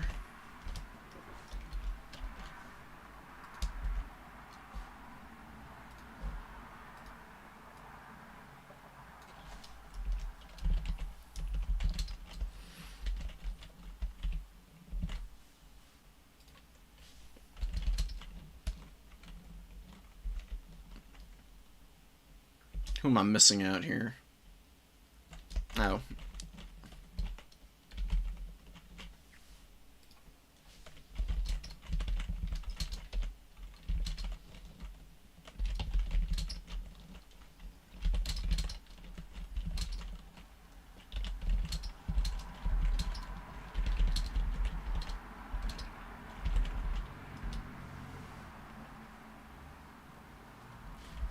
Alright, I'm going to go ahead and do a little bit of mental arithmetic and make sure that we've got points set up correctly. What's up, brother? How's it going? Welcome, welcome. We just covered your first game. We've got plenty of others to get through. We'll be getting into them. And let me make sure that I download everything from folks.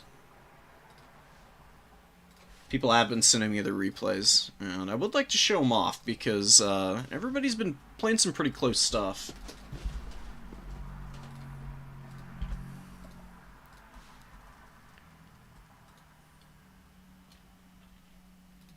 Round 2.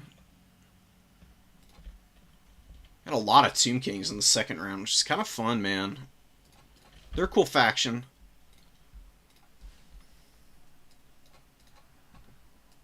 Right? Honestly, I'm kind of glad that I only have that many people with all the problems that this freaking tournament is having. I don't understand. What the hell is going on? I just want to advance the bracket until Tavern is just absolutely not having it.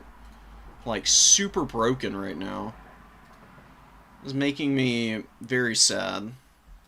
Still absolutely borked. Just tried it again. But whatever. Everybody's got their assignments. I need to do a little bit of note keeping real quick, so that folks get their credit where credit is due for when we get to top 4. Because I will advance it, hopefully, through Total Tavern. I hope there's no problems with that, at least.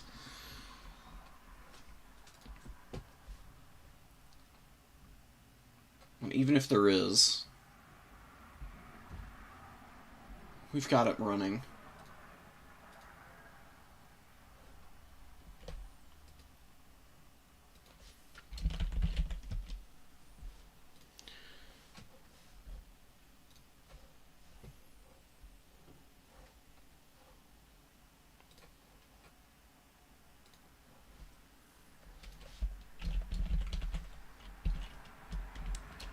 Alright, so Danikin 2-0 with 1 point. I mean, I guess it doesn't really matter. I mean, we're barely going to have anybody outside of the top 4. I just need to keep the win totals in place. And I can do a little bit more work on the other end of things if we have to figure out what the tiebreakers are. It shouldn't be that hard. Let's get some more action going for our newbie. We got Blue Eye coming in with the Tomb Kings this time instead of going for the Norskins or another aggressive faction. Gonna be looking to get some big damage off of some of the big monsters this time, which is a pretty good idea. It's honestly a pretty good build, you know. It's a very good starting point. The Bone Giant is the only questionable part, but against the Empire, honestly, Bone Giants can be pretty useful. They can actually counterfire artillery. They can kill the models pretty quickly. Hammer of the Witches is very expensive, so if you're able to punish it, that would be amazing. And all it takes is a couple of slip-ups with Bright Wizard or Carl Franz. And the Bone Giant can throw down some serious damage with the bonus versus large it's got. I mean, it hits like a truck. It's just the problem with its accuracy is the big thing. And, you know, 20 shots is quite a bit. Is technically more limited than even the other artillery pieces in the game. You know, the ammo is a little bit more tuned up for land battles than it is for domination mode, where, you know, big single entity shooters like this can oftentimes just be inefficient because they don't have enough ammo for even into the mid-game stages. But Cetra and the Kemrian War Sphinx here, they should be able to put down some really big damage. Just because they are so thick, meaty, and cause so many problems for frontline units, such as state troopers, because of the terror they've got and the collision damage. So this Kemrian War Sphinx taking a little bit of damage. Bone Giant trotting forward and maybe going for the cannon back there. Press spacebar, by the way. I bring this up in like every single tournament, but I don't see people do this very often. If you press spacebar, you can see firing arcs of every unit on the battlefield, actually.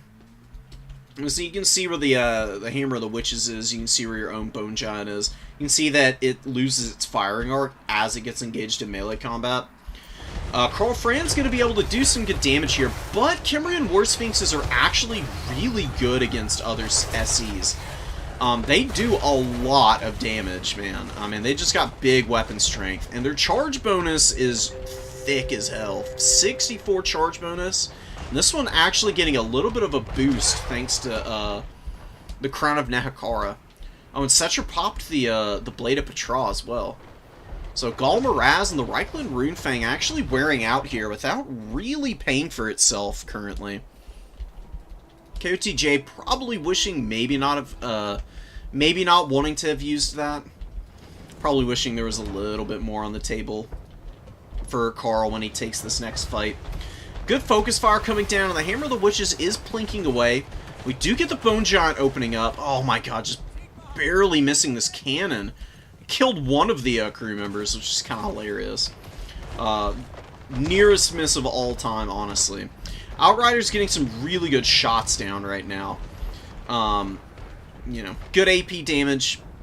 They fire, you know, pretty slowly, but they're at least quick, so they can stay out of the worst of the LOS of your opponent pretty easily, just by bouncing back and forth in between their reload time. Shooting Skeleton War is definitely not something they want to do, though. Cetra and the Sphinx get in here, but we do get the Royal Altar of Griffites moving in. Karl Franz also getting a really good dive off this time around. And this is a little too risky for an engagement. You don't mind using Cetra aggressively because of how disruptive he is on the Sphinx. But when your opponent has, you know, a big, like, anti-large cavalry unit, like the Royal Altar of Griffites, in place to kind of punish his attempts at getting through your front line, that's where you probably just need to use them a little bit more sparing. And what you can do, instead of sending Cetra in to get attacked by these guys, just send your spears up into the front line and have your Ushabti get in. And the Ushabti will grind through spears and swordsmen of the Empire really quickly. State troopers just get folded up by these armored constructs.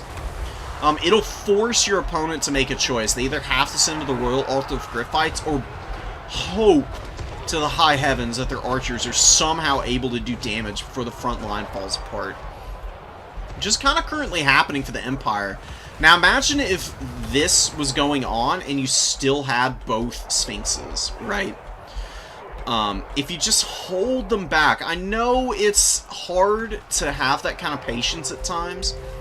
If you just hold your big monsters back while your other, more cost-effective options do damage, and you kind of like sit out here and maybe play a little cheekily and avoid as much damage as possible with your big monsters, then when the Royal Altar of Griffites are forced into fighting in the front line to try and save the rest of their formation, that's where you use Cetra and the other Sphinx to just absolutely bulldoze all these swordsmen. And even be able to go after Karl Franz. Karl Franz took a lot of punishment. You know, Blue Eye doing really well here. Not really having an answer for the Outriders is unfortunate. You do have Skeleton Horse Archers coming out, but they're very occupied fighting these Empire Knights. Just not really ever something that they're gonna want to be doing. They just don't have damage output against armor, so the Empire Knights and the Knights of the Blazing Sun will easily be able to sweep up the Horse Archers. Really what you want for their killing Empire Cavalry is Sepulchral Stalkers and some Spearmen. And what you can do, you know, the Empire wanted to get up here and kind of control this high ground objective, so to speak. They had their cannon up here. You don't have to engage on your opponent's terms, right? Instead of fighting up here into the main Empire formation and spreading your units out all over the place, kind of like you got now, with all your mobility out here, instead of like sweeping all the stuff up that the Empire's got on the high ground, you either concentrate everything up top, or you just rotate down, you cap the number 3, and you fight over the number 2. And what you do on the number 2 objective is you use the shot blocker here to screen out the cannon's damage. Artillery can't shoot through terrain, right? Just have Cetra and the Sphinx sit behind this. Force your opponent's Outriders to try and play aggressively. You use your Horse Archers at that point to poke the Outriders away from your big monsters, and your opponent is not going to be able to do anything about it. You can trot out your Sepulchral Stalkers at that point. Get your meaty spear wall set up to just hold on the number 2, and you can just counter push the Empire from there. Because the Empire, as good as they are in the ranged game, the Tomb Kings do have a small advantage, I would say. And if the Tomb Kings are forcing the Empire into them, there's not a lot the Empire is going to be able to do to break down the Spearman walls, because the Empire just doesn't have damage-dealing infantry. I mean, like, you can see these swordsmen are, like, slowly beating the skeleton spears here. It has taken ages, though. I mean, they have been fighting for 3 or 4 minutes now. That's usually not a combat, or usually skeleton spears and warriors are not going to be holding for that long, but against the Empire, they'll hold that long and more. So, focusing your attention by blasting the Empire Knights into oblivion with your other tools, and just making sure that your Sphinxes and your Bone Giant are given time to really clear out the not just the Knights, but also your opponent's Lord, and then also just punish any mispositioned troopers. It's a pretty good way to ensure value and the opportunity to win. You can see the Sporkle Stalkers finally coming up, getting some really good damage on these Outriders, man. Those laser eyes they've got are vicious. That's where most of their DPS is tied up in. Decent piercing bolts of burning going down. It does good damage, even to monstrous units. I wish piercing bolts were a little stronger, but it can still do something, you know. We do get the restore, so really nice choice of target. Necrotect, just doing his thing. Does have Fan Braces of the Sun on the Chariot. Really nothing more that this guy really needs to do. Just be careful about overpressing your opponent. That's really all I would say, Blue Eye. You have the micro chops, and honestly do have a pretty good idea of what you're doing with your builds. It's just you're getting a little too eager to attack your opponent. You want to value trade in domination mode, because the games go for a long time. Even if you hold a triple cap, the game is guaranteed to be at least 8 minutes long. You need to just be a little bit more patient. Especially with a ranged faction like the Tomb Kings, you can kind of sit back and force the Empire forward. Do what I said. Find places that you can hide your big monsters away from cannons and stuff like that, and force your opponent to use their other tools to try and punish them. And then bring your own answers out for stuff like the Outriders, which are much easier to kill than the Hammer of the Witches, which is, you know, behind like several layers of Empire units. It was shut down eventually, mostly because of the Ushati summon, though. You can hang on to that in the back pocket as the Tomb Kings, and always be able to get a pretty good engagement onto your opponent's artillery pieces as a result of just having that available as a summon.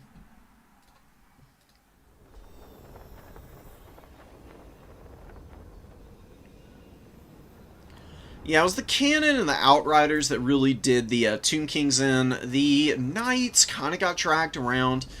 On the Rollout of Griffites, they got their value back, but not much more. I think, like I said, with just a little bit more patience and timing, the Tomb Kings would have been fine. This is a perfectly acceptable army outside of the Skeleton Warriors in reserve. I like the Nehekara Warriors. They're kind of nice to have. You know, Tomb Kings don't have great cap weight on a lot of stuff. I would cut these 3 Skeleton Warriors and just bring more Skeleton Horsemen.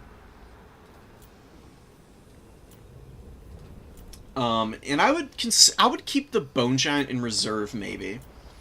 It honestly didn't do bad, but I think it's a little too much investment early on.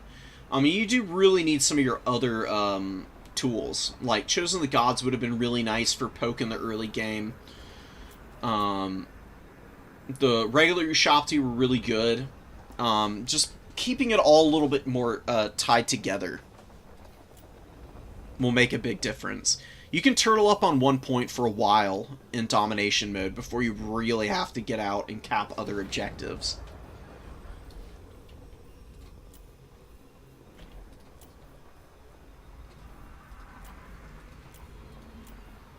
Alright, let's see Tom and Daniken scrap a little bit here. Let me make sure nobody... Okay, we got people acknowledging the games and what's going on. Got High Elves versus the Warriors of Chaos here. Daniken bringing You know, other than the White Lions of Trace, a pretty meta, high elf army. You know, Altharian's definitely the lord choice of the week, I guess you could call it, as of now.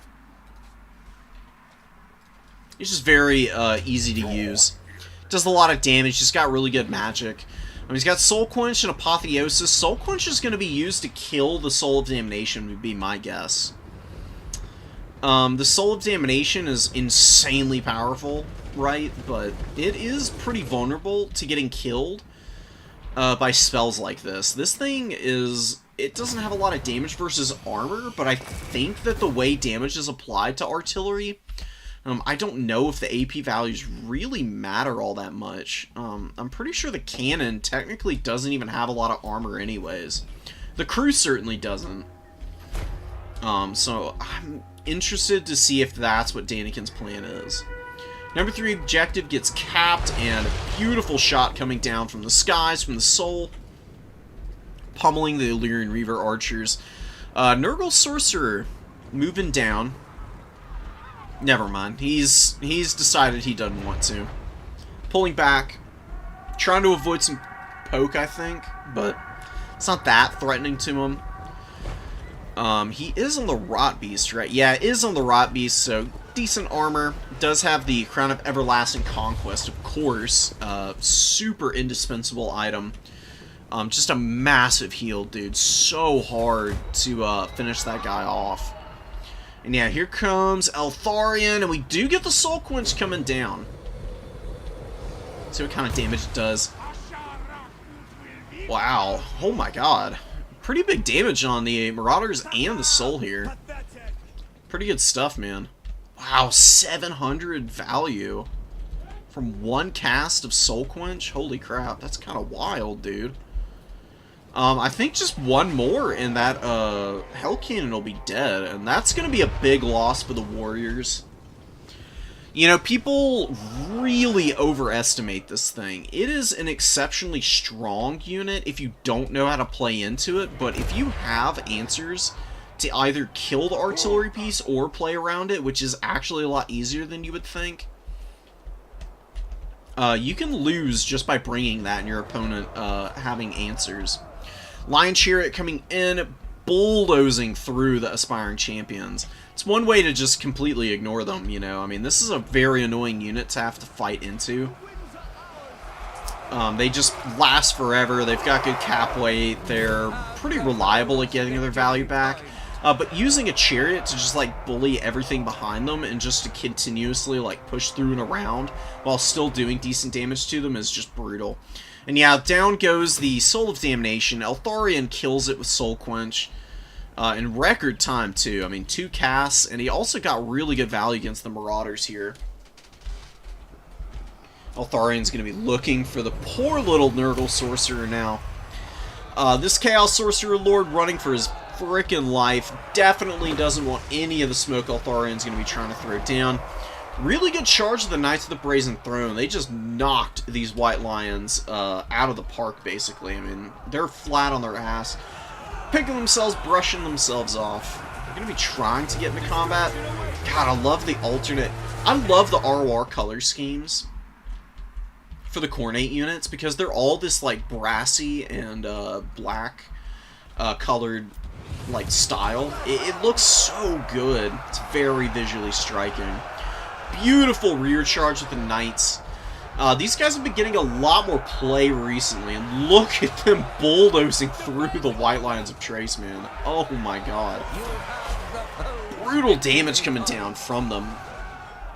As good as that is, there's a lot of value that isn't being reflected for the High Elves, because they did kill the 1,500 gold artillery piece, and you don't get any money back in the bank when the artillery is dead, so that's pretty sad.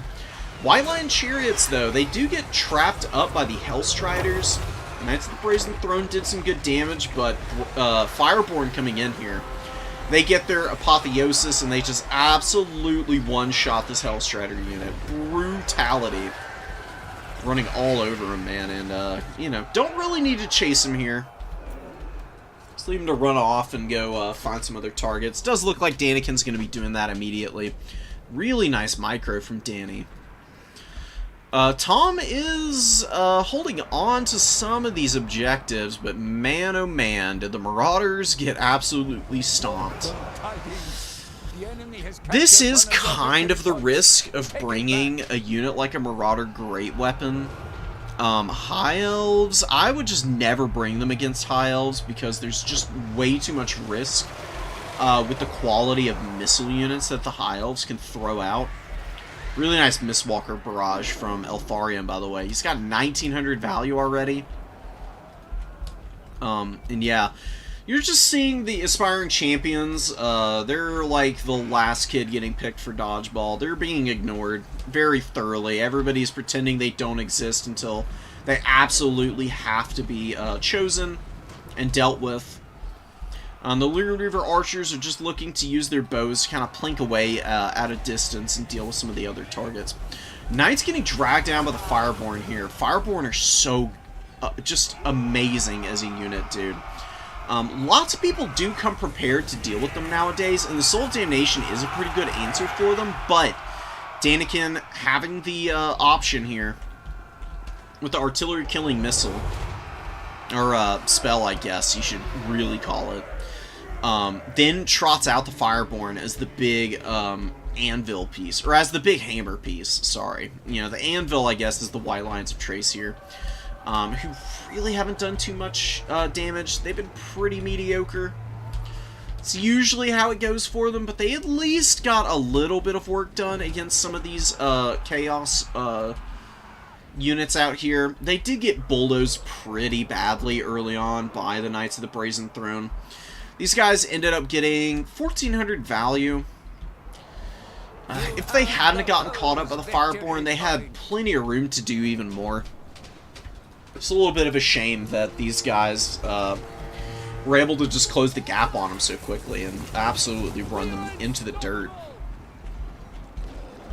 Eltharion and the Fireborn doing some damage to the aspiring champions. We got the Chariot just going crazy still. The micro has been really good on it for Daniken. Not really leaving it in combat too long at any one point. Here, maybe engaged a little too long, but still not the worst thing in the world. Still occupying the attention of the aspiring champions. Tom desperately holding on to the number 1 and the number 2 right now. I don't know how much longer that's going to be going, though. Rotting Riders getting a pretty nice charge, but they do end up hitting the Lyrian Reaver archers more than they do the Fireborn with that charge bonus. Stream of Corruption goes down, and Rotting Riders getting massacred right now. Oh, they don't have an attack order. They were trying to move. So the Fireborn getting free attacks and damage off on the Rotting Riders, which is devastating since these guys do take 20% extra damage from fire attacks. Who would have guessed that the Fireborn have flaming attacks, right? Just making mincemeat of yet another expensive Warrior of Chaos unit, man. Nurgle's magic has really not been coming into play here. The Streams of Corruption have been okay. There just aren't great targets for it, honestly. You know, the White Lions, they took some damage from it early, but, you know, now that they're kind of dealt with, it's just the Warrior Priest here, or the Sorcerer Lord, I guess, for Nurgle, just kind of running around looking for opportunities to get fights. One of your units has been destroyed. He's like the only speedy thing left for the Warriors. You know, they've got a handful of Hellstriders getting poked down here. There's Silver Helms to screen them out, though. The Fireborn are still up. 3,300 value. One of those games where they're just going to absolutely carry the High Elves, man. Frostheart Phoenix with some decent value in its own right. And Eltharion also out here with 2,700 of his own. Mistwalker's Barrage, not a lot done. Stream of Corruption, decent, just not going to be able to break them down in time is the problem. And yeah, the High Elves get the number 1, they're going to get the number 2. And Tom is just kind of trickling units out at this stage. Not really looking to be in any kind of position to find a way back into this one. Really nicely done by Daniken. Yeah, we got some high elf action, Tabith. You know we do. It's never too far away. It's always right around the corner, you know. You just gotta get back there. It's like high elves. Finding people who play high elves is a bit like reaching under your couch cushions and finding $1. It's there if you believe in it enough. And it's always a pleasant little thing and a nice little surprise when you run into it, right? It's kind of how I think about it, at least. I know that's maybe a little bit of an odd analogy, but, you know, we're here. You know.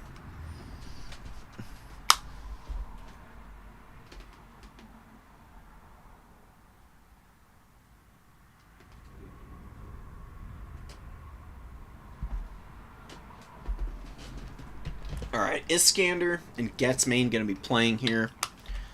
And we have... Don't have replays. But we are getting some now, so they should be finishing up the third round in a moment here.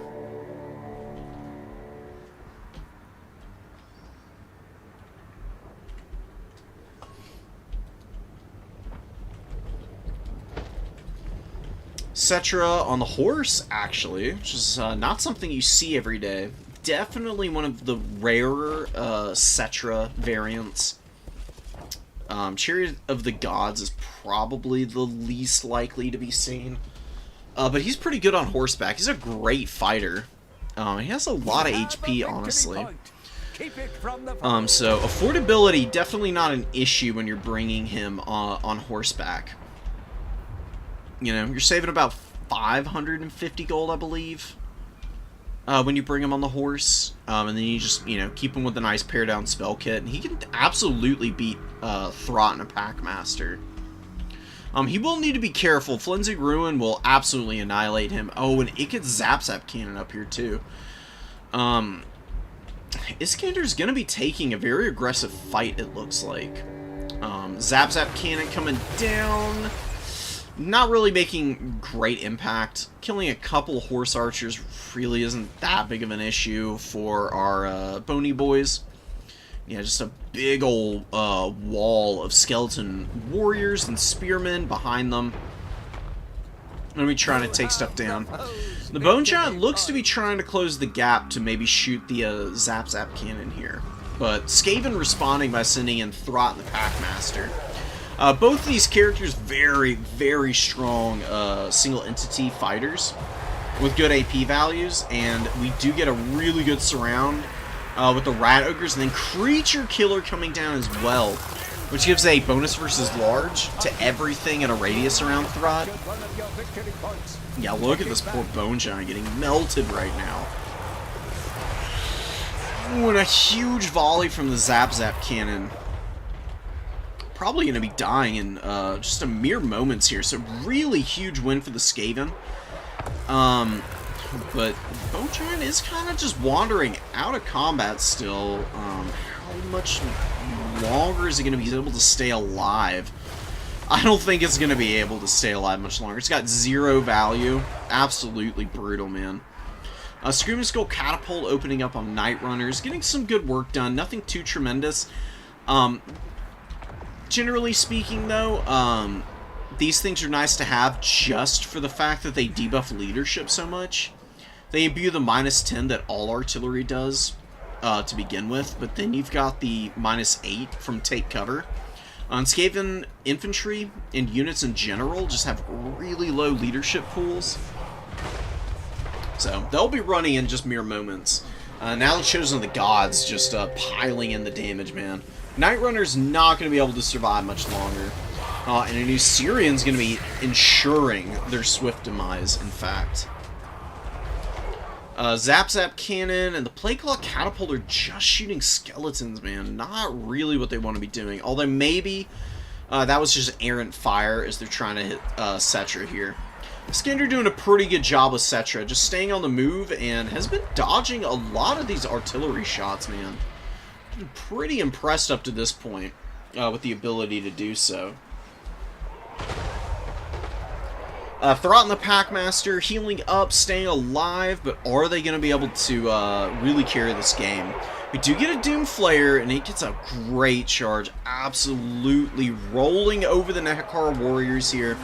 Spearmen also taking some serious damage. Warriors and all of these infantry units kind of getting distracted with trying to kill these things. Turning their attention over there, and really good damage onto the Chosen of the Gods. Zap Zap Cannon got a really good volley off with a couple of those, but another really good Ushabti summon coming in from the Tomb Kings players. Finally getting on top of the Zap Zap Cannon. This is why you just hang on to it, man. You don't have to play into the artillery's LOS. Just avoid it as much as possible, and you can find some really good opportunities to jump it in the mid-game, kind of like what's going on here. We do get a Flensing Ruin onto Cetra. He is running. He's taking a lot of damage, man. He really needs some help. Throt can catch him.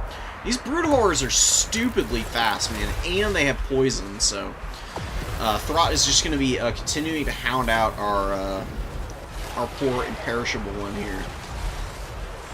Good trap, though. You do pull in the Horse Archers, and then the Necropolis Knights coming in from the flank, getting some pretty good damage in on Throt. Again, though, he does have that regen, so he will be able to heal up as long as he gets out of combat. But we do lose the Zap Zap Cannon back here. It's a big loss, man. Very important unit for the Raki right now. It's really one of their only ways to put pressure on the Chosen of the Gods, and also hit Cetra if there's ever an opportunity. Without it, I just don't see Throt and the Packmaster being able to do enough to really make anything happen here.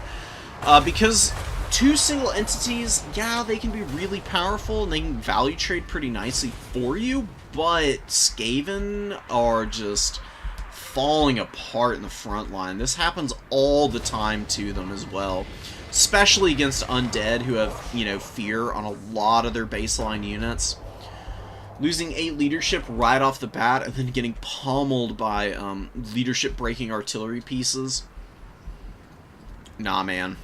Just not able to find any single objective to really sit on has been a big problem for them. Some errant shots from the Screaming Skull Catapult actually do help break the Doom Flare. See, they're imbuing enough of a leadership penalty to actually have these guys routing right now, which is really brutal, man.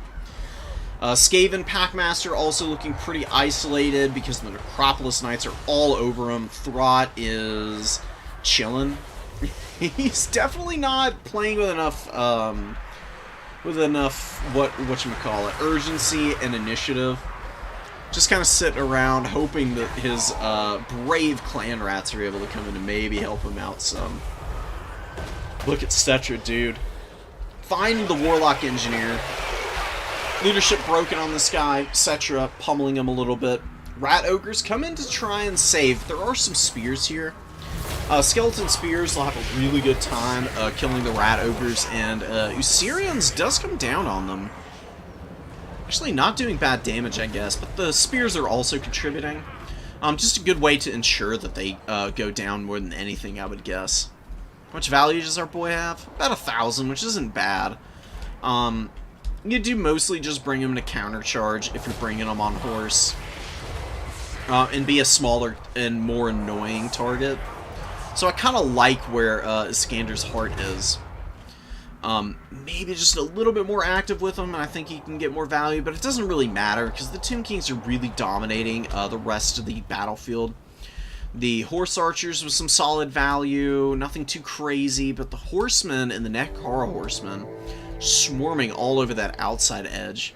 And the Necropolis Knights have also done some pretty good work. 1,600 value on them. Does look like they may have killed the oh no, the Pathmaster's literally right here.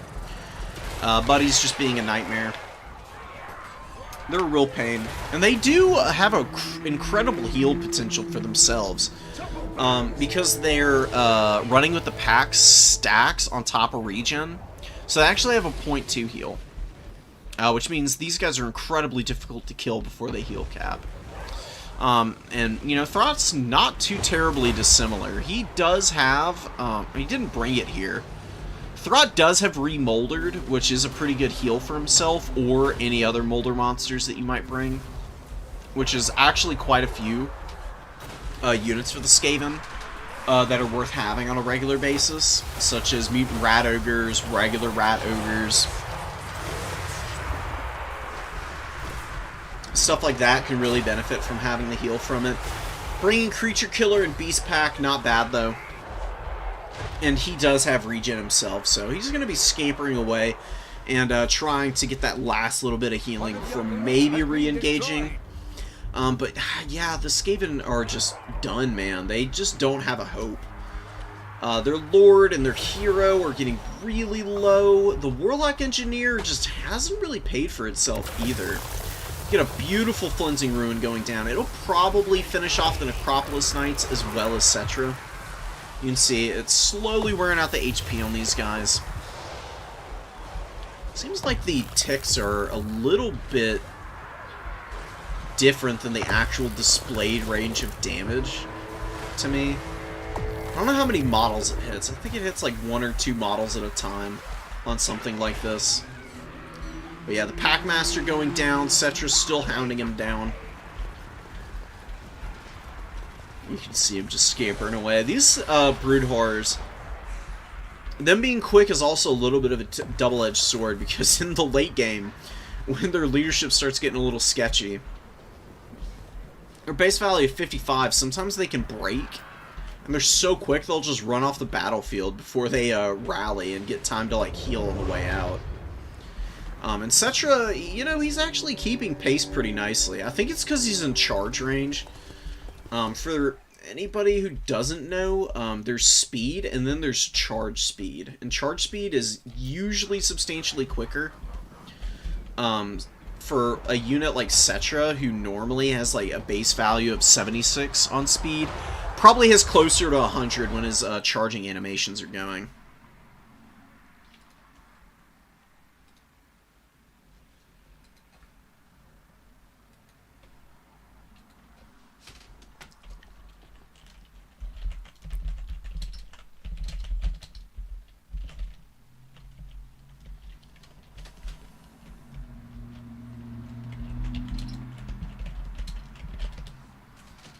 Just chatting with folks.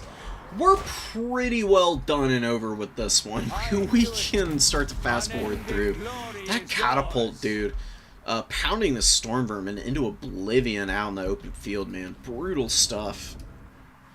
You gotta love these things. Screaming Skull Catapult's absolutely one of the best artillery pieces if you get to shoot with it all game. That extra leadership debuff can make all the difference, dude. I mean, Iskander rallied really nicely from a really rough starting point with the Bone Giant getting hard focused in the early game. That was a big deficit to scrap back from. It was looking pretty sketchy for a minute there, but I gotta say, it's pretty nice. Alright, we got more replays.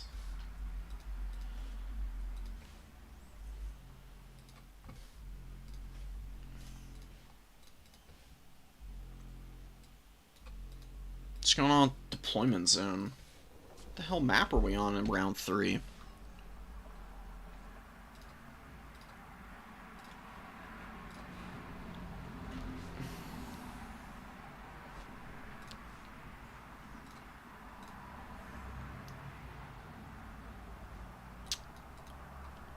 Yeah, we're on Imperial Ambush. Can you Vanguard behind your opponent on Imperial Ambush? If so, that's kind of funny. That's wild, dude. Oh my god. Okay.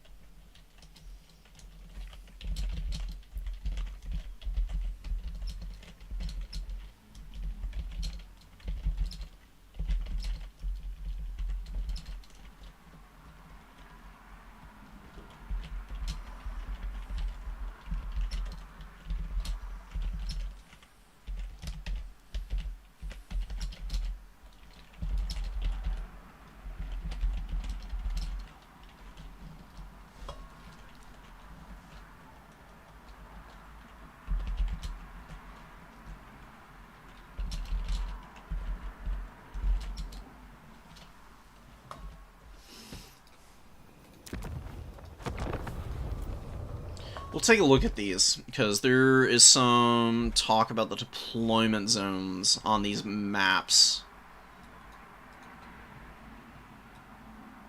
Third game in a row where I blundered, my lord.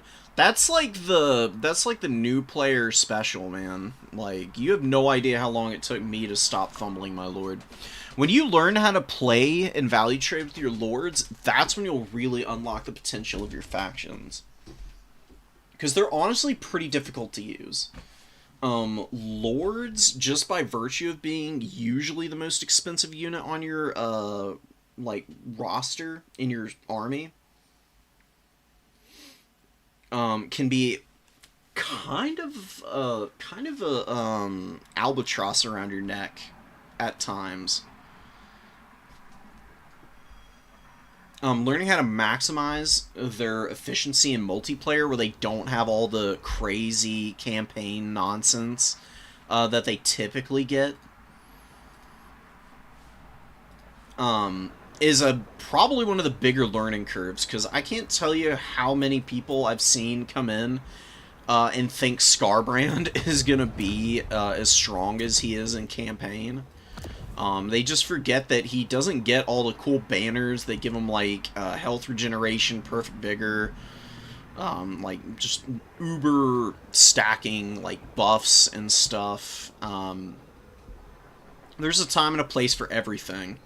And where some lords might be good against certain factions in campaign because of their mechanics and some of the skill trees they get, in multiplayer can be very different, and just be something that you're totally not expecting. One sec, guys. Let me give them their, let me give them their, marching orders.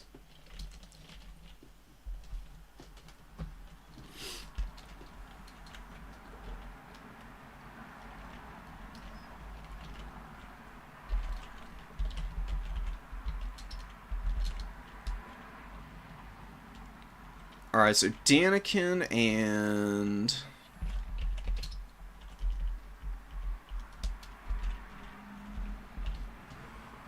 Daniken and KOTJ are gonna play.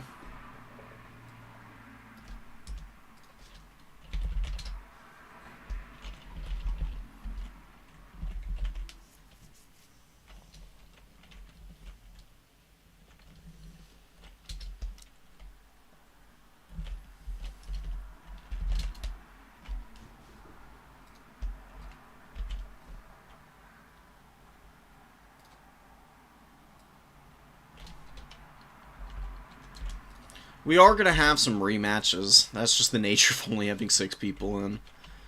I'm trying to give y'all a little bit of time between those rematches, though. So, just bear with me.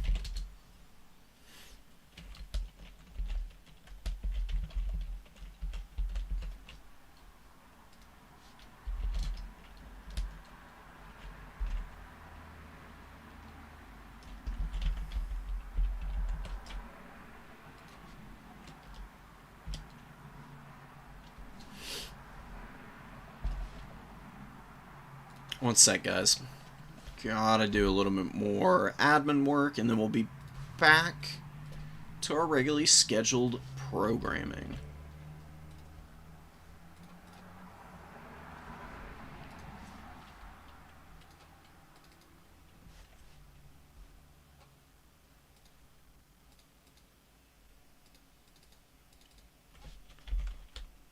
So Daniken's just taking any and all comers right now. 3-0 right now, if I'm not mistaken.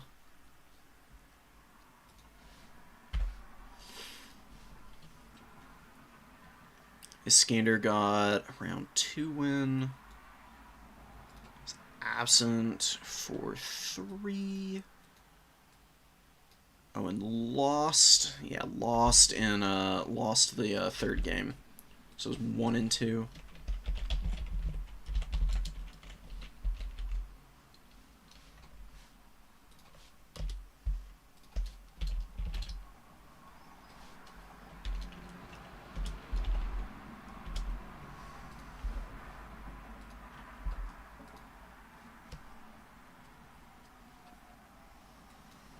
Yeah, Tom has gotten a win over KOTJ and won in round 1.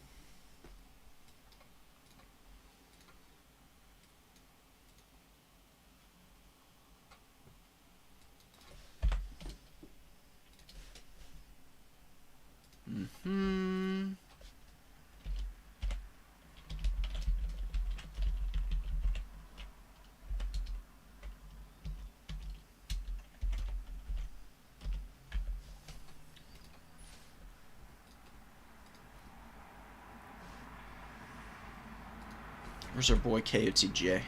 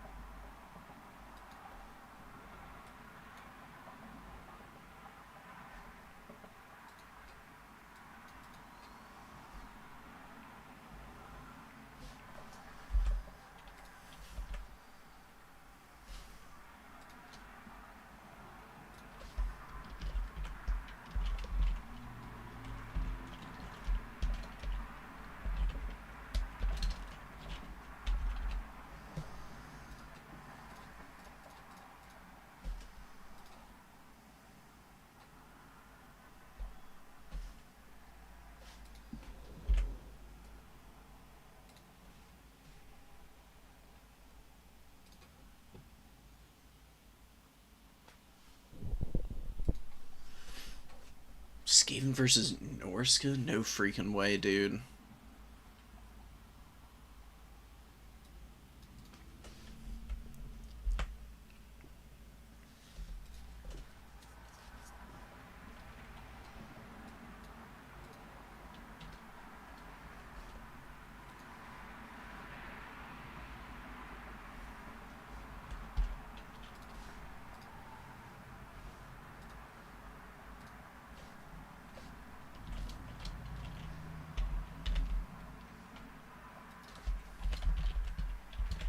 Okay, cool. Thank you for bearing with me, guys. This tournament has been nightmarish. I don't know what's going on with Total Tavern. Just does not work today. So we're doing it the most haphazard, scattered fashion imaginable. Trying to keep it rolling as quickly as possible. We got round 3. Bam. Sweet.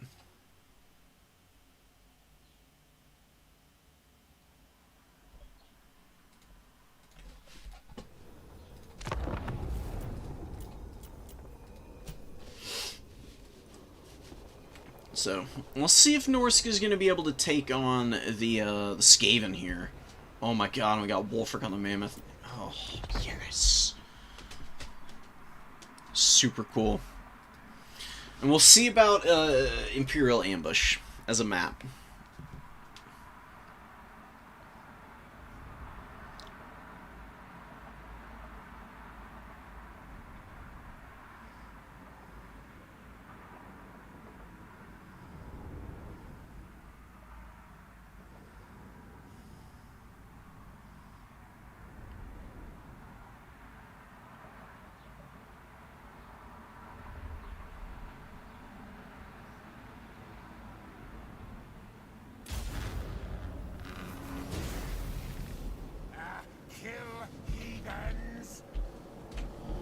Alright, so we got Skrulk, actually, of all the lords to be bringing against Norska. I would not really expect somebody to be bringing somebody so squishy, but Skrulk can work. Honestly, Skrulk would be fine if he got a little bit more HP.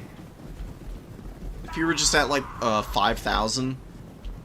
and his magic were a little bit better, I think he would be okay. He's got Rod of Corruption and Liber Bubonicus, which are still really powerful.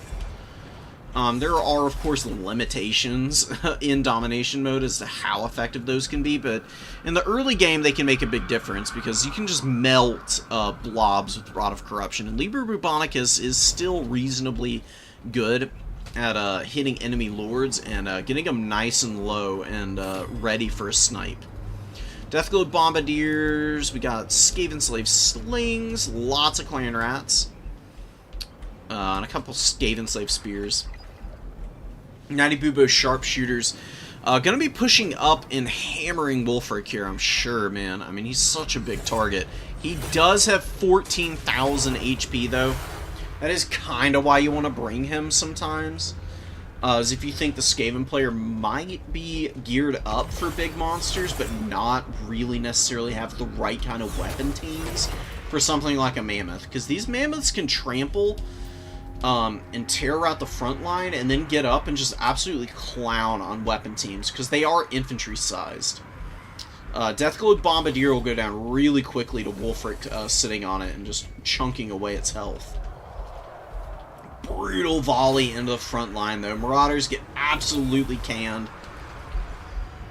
And a Spirit Leech going down on Skrulk. Really nice targeting with the Death Magic. Gotta be really careful, though. You do have the double Chieftain here, and they will absolutely pummel this poor little Shaman Sorcerer, and he's way too close here. Big leaping attack coming in from the Chieftain, and does get a really nice smack in there against this guy. Another attack in. Oh my god, he's got to get out of here. So, Chieftain going to be peeling out, trying to get away. Rat Ogre's coming in. But Skaven Slave Sling's pulling back. Oh, and the Deathglow Bombardier is going to get another really great volley off. Wulfric spending a lot of time trampling just trash units. Not worth trampling Clan Rats and Skaven Slave Slings right now. Much better targets available for him to get after. There's not enough mass to stop him right now. This is where you bulldoze into the Bombardiers and then the Sharpshooters back there. Audio bug going down. What's new, right? And Skrulk, not a lot of value. You did have good value out of the throwing axes, man. Really good stuff. Blue is definitely very well versed with the Horsemen, as long as they're not under too much pressure, and the micro isn't too stressed. I've been noticing that he's been able to get some pretty good value out of them. And there's been some pretty good layering with some of the elements here. You got Marauders standing with the monster's infantry here, which is exactly how you want to use the two in conjunction with one another. You can get a rear charge there onto the Plague Monks when you get an opportunity, although this is a summon. How much value has it got? Just not a lot. The summons are a cool idea. They tend to be kind of terrible, though. We are going to just be going for it, though. Like, full Vermintide usages, Pestilent Birth is being used as well. Kind of fun. Oh, and Wulfric going after Skrulk here, actually. But Skrulk refusing to be hit by the Mammoth right now. Kind of wild. And Wulfric's getting hammered currently. Now there's mass to deal with them. You got Rat Ogres just all over him. 3 full units with Skrulk underneath. Another really good Spirit Leech. Yeah, but Wulfric is just not going to be able to survive this, man. And you get a Rod of Corruption going down. Not really the best target for Rod of Corruption. It's mostly for infantry. It is hitting the Marauder champions. Got a little bit of value on them. I wouldn't really have wanted to see it used there. Preferably use it when the Fimir and these Norsean Ice Wolves and some of the other units like fold into combat, and you can get a bigger cast that does a little bit better damage. Fimir aren't like the perfect target for it either, but they will take more damage than the single entity Wulfric would. Looking to try and peel for the Bombardiers here, who do get locked in combat.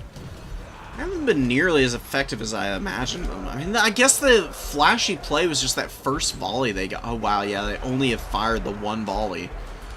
And they got 300 value out of that one volley, but that's kind of sad, honestly.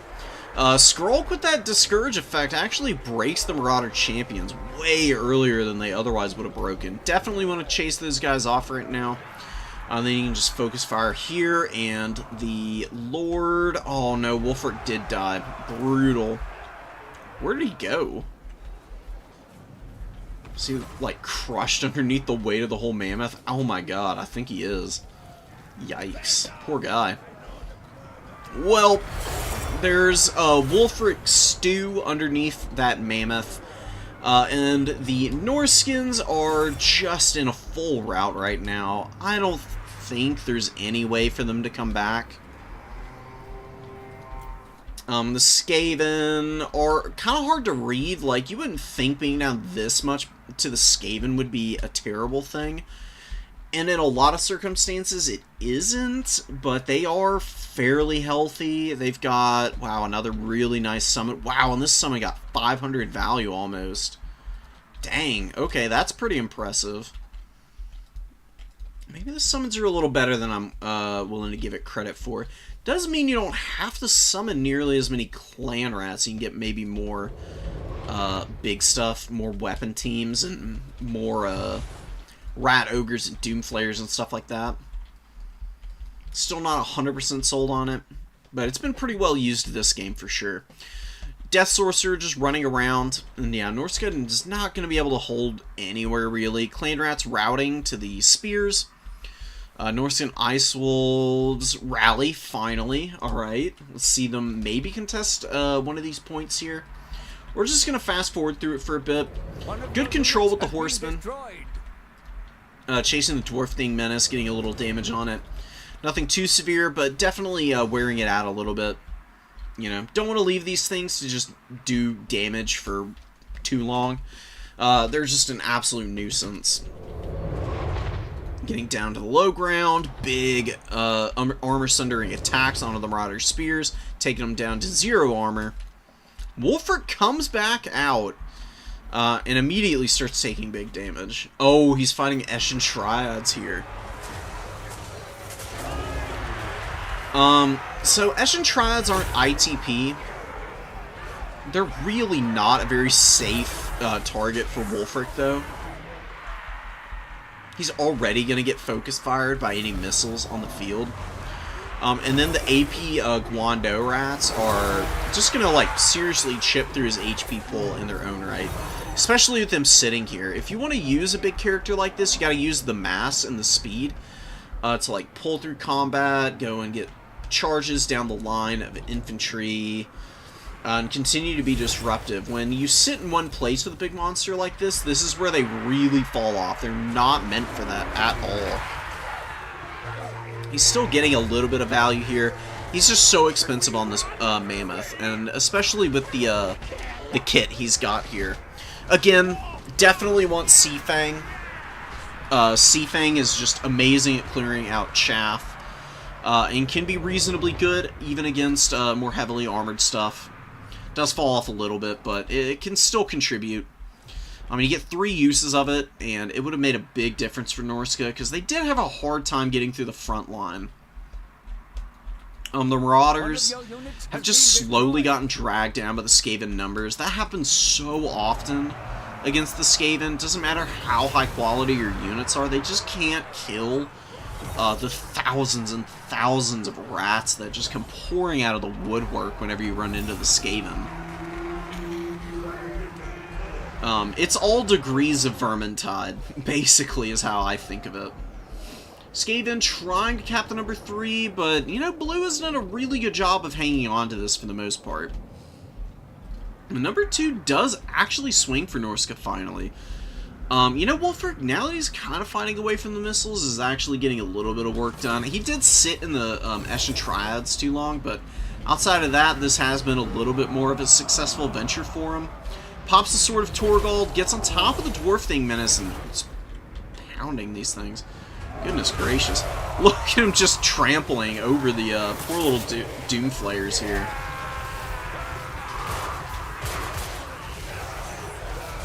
You know, I mean, I imagine these Doom Flayers are pretty dense and honestly kind of hard to destroy, but, you know, the evil hamster wheels are only going to be able to do so much against. Well, I can only assume these mammoths. They've got to be like upwards of like 10 tons. These things are gigantic, man. I mean, if we're gonna go based on like the average Norscan, I would say these guys are probably close to like 180 pounds. You know, you could probably stick like I'd probably stick like 100 of those guys on one of these mammoths, and they wouldn't even care. They're just so thick, dude. Look at Wolford just sitting. He just doesn't even react when he's on his mammoth. He's got these cool bongos he could be hitting. He could be getting all his boys amped up, and he just sits here like a stone. Kind of sad. Maybe they can give him some animations when they do the DLC. That'd be kind of cool. Bombardier's getting a little value. Skaven, rock solid ticket lead. Did get that point.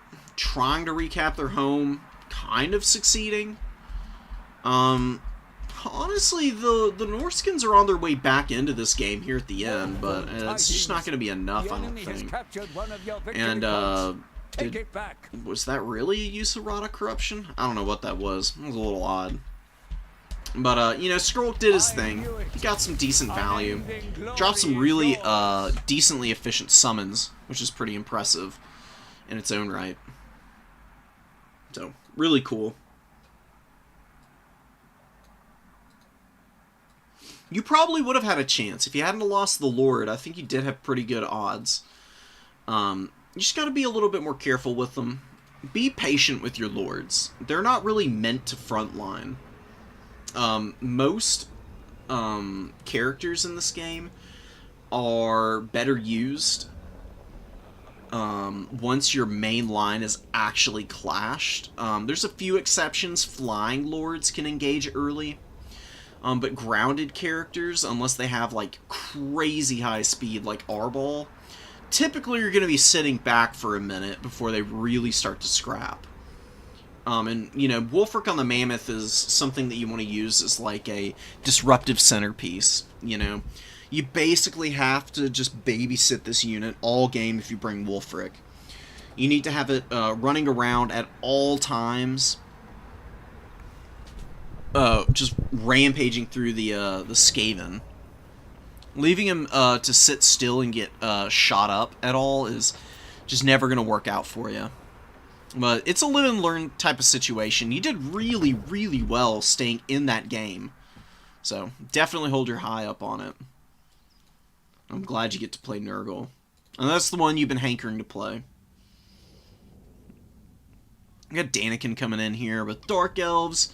Lots of Dark Elf play. Daniken is a Dark Elf main, so it makes sense. Did play some High Elves, though, which is kind of cool. Love to see somebody repping the Elves in general. They do tend to get a little underrepresented at times. They're just pretty specialized. You know, Chaos is all the rage. The new hotness, if you will. Gotta give some of the other factions their due in its time. Skander is going for the Infantry Swarm. Gonna be trying to armor check, and honestly, with this many Forsaken, maybe just aggro check the Dark Elves, because if you can kill all of their Bleak Swords in, like, Dread Spears, then you can oftentimes just, like, catch the Medusas eventually, drag them down, and Scourge-Rider Chariots are great, but they do run out of ammo, and they are pretty squishy. As a chariot, their mass is okay. They are very light on melee attack and melee defense, even for chariots, you know? This is on the lower end for both of these. The bonus is okay. 18. They can do pretty good damage, but they do have innately low weapon strength for a chariot as well. So that's not the melee attacks with the Scourge Rider Chariots are more supplemental than they are like the intended purpose of the Scourgies. These are just like anti-mobility tools, basically. Good for hitting cavalry of any type, on poking like really high value infantry, like the Forsaken, who, I mean, maybe not, they're not like super high value, but they're like an upper mid-tier infantry unit in terms of cost, so pretty good target for the Scourge Runners. Dragon just flying back and forth, and we got some very passive play from Iskander so far. Really hanging back in the forest. And what are we going to be doing here? We do get Plague Toads coming out, so those are going to be the 2 early summons. I'm not sure how I feel about that. I do like the Horsemen. Throwing Axes are a good choice. They'll be able to keep the Supreme Sorceress honest. Throwing Axes, if they actually land shots, you can see how much damage they do, man. Honestly, pretty brutal. That's about how much HP a Soul Stealer is going to be able to heal up, so just a few more volleys like that, and they can really have her actually sweating a little bit. Crows of Cain coming out, Medusa and the Corsairs looking to take the number 2. Iskander's still playing so patiently and building up in the forest. Very interested to see if it pays off. It's going to be a little difficult to do against the Dark Elves, because Dark Elves can just throw quick units out and really pressure you in the kite game. You know, their infantry isn't amazing, but for 450 gold, Bleak Swords and Dread Spears do tend to be one of the better chaff options. Bleak Sword will beat a Marauder without too many issues, and they cost about the same. And a Dread Spear can uptrade amazingly into something like a Plague Toad. Like, if Plague Toads take fights on top of the Dread Spears alone, they'll get absolutely obliterated. These guys are just too lightly armored and don't have any melee defense. And Dread Spears actually have okay base melee attack as it is, and they get a good bonus versus large. More patience, not a lot of pressure. Crows of Cain flying and checking out the army. Pretty good use of them. You know? If your opponent wants to shoot them with throwing axes, so be it, but they're going to get a pretty good idea of what's posted up in the trees here. Nurgle does look to be finally pushing out here. Going to be pulling the trigger a little bit. Screaming down the hill. They really need to get some caps, dude. They cannot afford to just sit back any longer. It'll start getting really out of hand, especially if there's a triple cap going in perpetuity. So they should really get the number 2. They'll probably get their number 3. I think the Dark Elves might be playing a little too passively now. Really want the Medusa like right up here on the edge of the point where the blue line is. Can kind of cover all the other sectors, so to speak. And it's still pretty close to your main formation, so you can just like scoot up infantry as needed to screen. Then you got some Cold One Knights. You got the Scourge Runners, of course, still. Oh, and Rod Knights. Perfect target for the Scourge Runners. These guys eat a couple of shots. They definitely don't want to keep trying to face check that fire. I'd really recommend Nurgle pulling back a little bit with the Lord and the Rot Knights right now. As much damage as this guy can do against the Bloodrat Medusas, he is going to have a hard time getting through the front line if he's just wandering into the Bleak Swords. Charge coming off here for the Rot Knights. They're going to get a little damage in, but is it going to be worth it? Because the Medusas are right here. Scourge Runners here as well. Beautiful breath attack onto the Rot Knights also. Killing 4 models and you get a rear charge. This might be a terror route for the Rot Knights. They are not ITP in any way whatsoever. They are very vulnerable to terror, actually. Their leadership is good, but just not amazing, so... You see, it's just tanking into the pits now, and they do get terror routed. They're going to proper route as well, and they are very dead now. Yeah, Nurgle's Sorcerer coming out. Oh, but he's on foot. It's taking him so long to get over here. Just Fleshy Abundance. I like the idea, but you probably want to bring him out early. That way he can run in with your main force, and you don't end up in situations like this. Where it takes him way too long to get up, and then by the time he's casting the big heal, there's just not a lot here. Like, you're healing some Fleeing Marauders, and a Plague Toad unit. God, I can't even click on this freaking Plague Toad because they're so surrounded. But yeah, I mean, these Plague Toads can get some healing, and I don't know about the Forsaken. The Chaos Lord, as good of a fighter as he is just not going to beat these 3 single entities clowning on him, man. I mean, Medusas are great anti-large fighters. They've got a very respectable bonus of 30, man. It's going to get around that 71 melee defense, which normally is more than enough to avoid damage, even in bad fights like this, but is not going to be enough to save him in this circumstance. And we get a beautiful Soul Stealer going down now.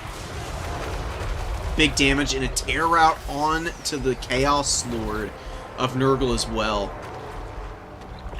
Does have Rot or Die active. Looks like spreading it to a bunch of his allies. Nurgle's relatively close. Now, their Lord has gotten absolutely hammered. Same with the Rot Knights, but the infantry has been going okay, but there's a lot of blobbing. Can't allow this many infantry to be stuck up on just one unit, right? It's not a bad idea to have 2 units engaged onto another infantry unit, but you need to have it set up so it's a surround, not just most of your units just sitting in the back and cheerleading. And you left yourself open for a rear charge yourself, which the Coldwind Knights do follow up on. You do have the Fury here, might be enough to save all these guys. So close though, and just the damage these Forsaken are taking. Imagine if these 2 Forsaken were away from here, and you just had this Marauder occupying the Black Ark Corsair. You could have the Forsaken really putting pressure on some of these other fights by charging around. Forsaken are really good at playing a semi-like mobile type of game. They are pretty quick. They've got good leadership. And they hit hard, especially on the charge. Marauders really only fall off in a prolonged fight. And when they don't have any other support, you know? Because they're low mass, they don't have a lot of AP. They do tend to need some mass and mobility to punish units that can get after them. Angels of Decay really getting bullied by the Supreme Sorceress and the Crows of Cain here. Crows of Cain, not a lot of value, but the Supreme Sorceress is definitely putting in the work. 2,000 on her. The Chaos Lord, just not getting it done, man. He's going to get absolutely pounded by the Supreme Sorceress right now. Although, Rot or Die does go off, and the Coldwind Riders, or the Coldwind Knights, do enough damage to themselves. It does send them fleeing. Marauder Horsemen of Nurgle getting some good work done, chasing back some Dark Riders, looking to get after the Scourge Runner Chariots. Good value on the Scourgies. Wow, almost 1,300 each. One closer to 14, in fact. And they can go and, you know, start cycle charging through the remaining infantry for Nurgle. Should be pretty nice. I think if you're more patient, you have the Forsaken be the ones who make first contact with the Dark Elf line, and you use your Rotting Riders a little more sparingly just to countercharge the Supreme Sorceress on the Dragon, as well as maybe tentatively probe into the back of the Dark Elf formation to get after the Medusas, you'd be a little better off, but engaging too early with the Rot Knights and the Chaos Lord is a little much to ask for Nurgle to handle. You've got heals, but you definitely want your heals to be used in situations where instead of healing up like damage that you took from bad engagements, you want to be using Fleshy Abundance to heal all the damage that you've taken from multiple good engagements. And just putting your opponent so far in the hole because of the healing that you've gotten, there's no way they can climb out. It's kind of how the vampire counts play. It's very much how Nurgle plays as well. Both the vampire counts and Nurgle, despite being pretty different in terms of like their unit variety and some of the ways that they want to take fights in Blob, are very good in Blob fights and get a lot of benefit from their healing, whether that's army abilities for Nurgle or Fleshy Abundance, or the passive healing for the vampire counts and Invocation of Nehek. You just want to get your opponent into fights where they really think that they can win decisively, and then just flip it on its head, and they suddenly realize, oh my god, I've bled like 3,000 value here and gotten absolutely nothing done for it. It's a little hard against the Dark Elves, though. Dark Elves are so good at kite. They're actually one of, honestly, in my opinion, one of the best kite factions in the game, and I think that their poor win rate is really not necessarily because they're a bad faction. They're just so execution dependent that you really do need to kind of be a specialist in the Dark Elves to really get the flow going and to dominate with them. Otherwise, oftentimes what happens is the Dark Elves trade pretty well with their opponent, right? Like, they get a decent lead, but they just don't win decisively enough. And then they get stuffed on points because their infantry and their cap weight is so mediocre, you know? Like, you know, they've got full cap weight on all their infantry, which isn't the problem. It's just that their infantry have such limited HP, you know? Like, Blackrock Crusaders with 100 models have 6,900 HP. That is absolutely pathetic. Nurglings have way more than that. They've got 60 models, so... Dark Elf infantry tends to be insanely squishy, and that does not help their survivability in the late game, usually. They've won decisively enough here, though, that it does not matter, man. They have absolutely crushed Nurgle. Frolickers Bubonic going down here. You know, almost got their value back. They're a cool little Nurgling ROR. They're a decent unit. Fury's grinding down Cold One Knights. You know, not bad for them.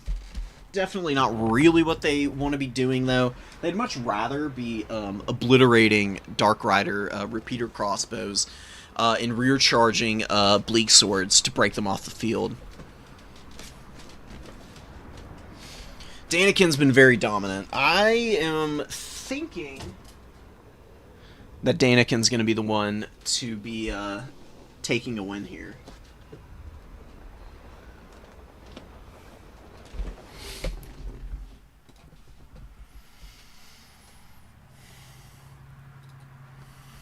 Sweet. And...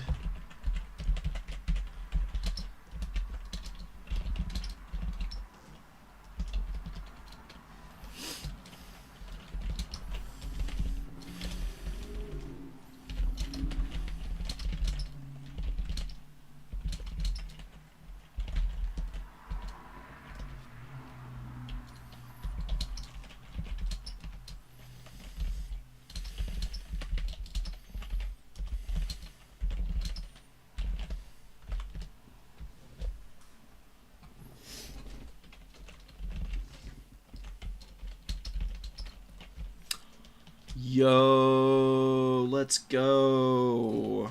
Hell yes.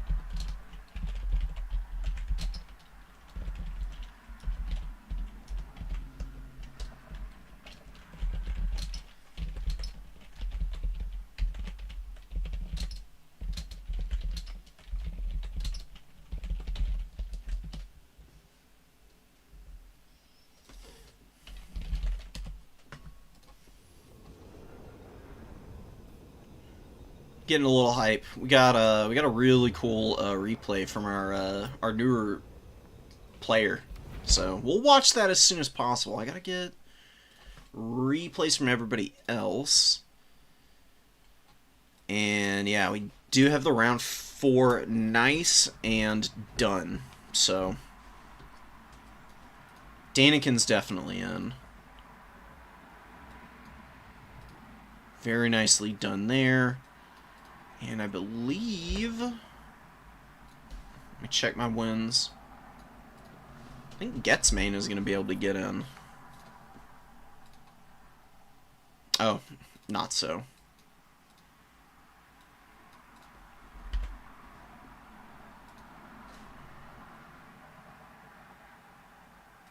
Okay, so we got this 2 and 2.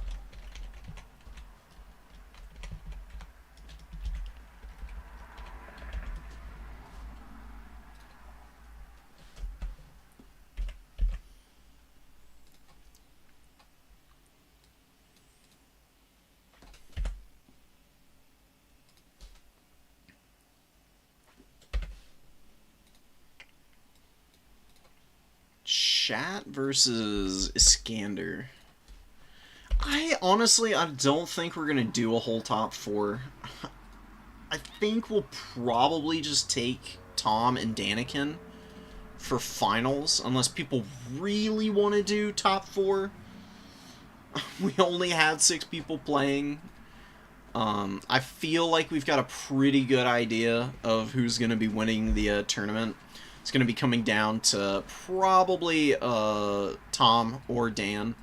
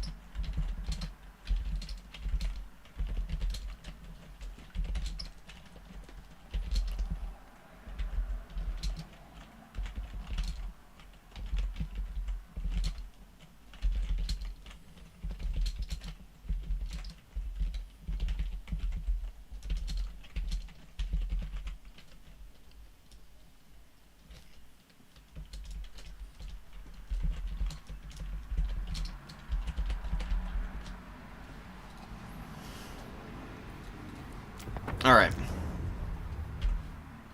Let me contact all our players real quick.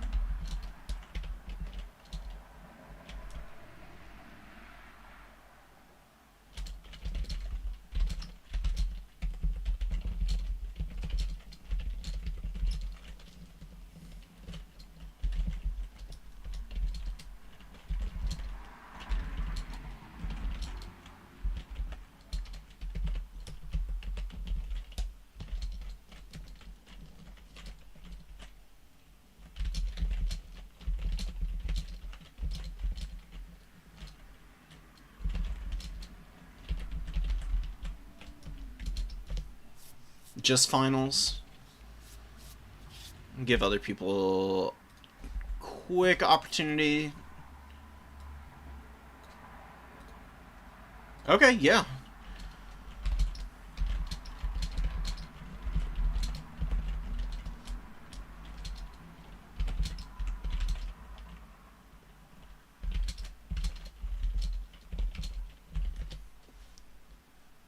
That shouldn't take too long.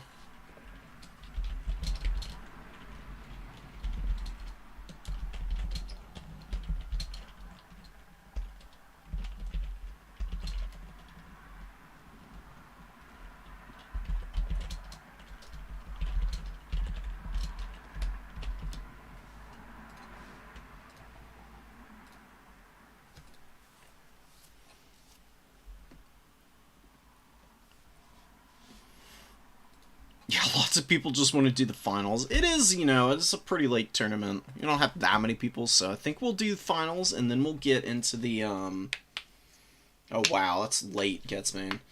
And we'll do a showdown between KOTJ and Iskander if they really want to play, any matches.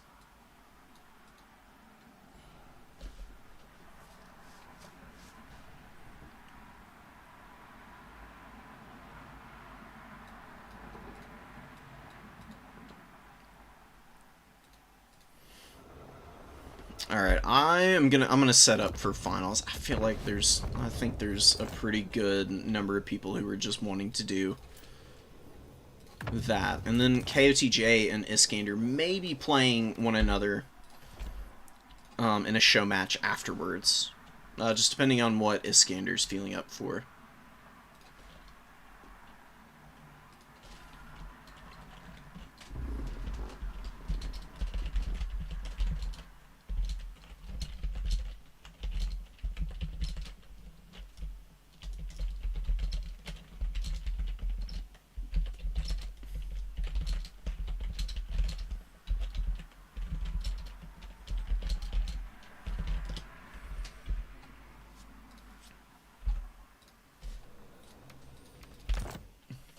Let me pull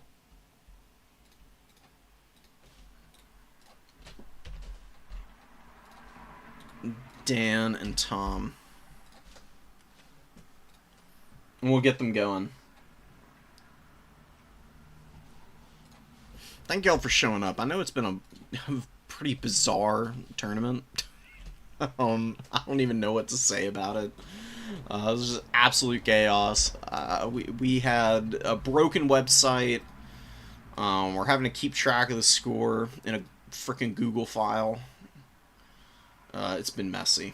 It's been messy.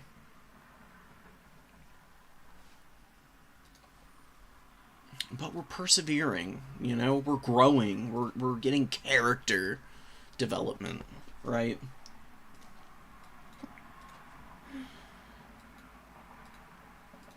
Oh, what time is it for you, Tabith? It's cool, dude. I love the Warhammer community because it's all over the globe. Literally from every corner of it.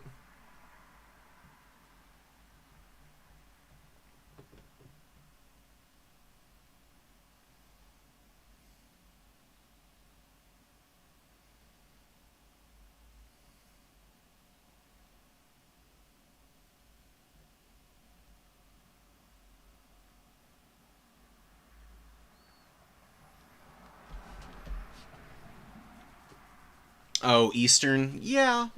Yeah, makes sense.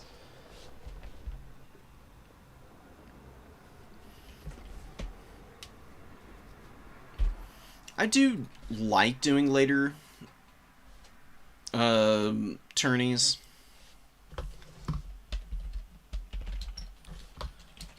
But I do find that the middle of the day tends to work better overall for most people.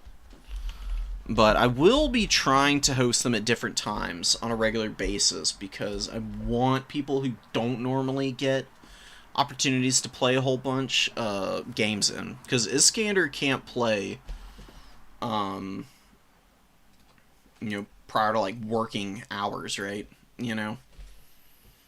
Asked me to push the tournament back a little bit, which was fine by me because we didn't have that many signups, so he was able to get some games in as a result, which is kind of the whole point of this. You know, practice under the belt for anybody and everybody who wants it that isn't, like, winning a whole bunch of tournaments already. Because it's fun playing in the super sweaty tournaments, but man, does it suck as a newer person to get, like, matched into a bunch of the higher level folks and just get absolutely stomped on. That can be really, really discouraging.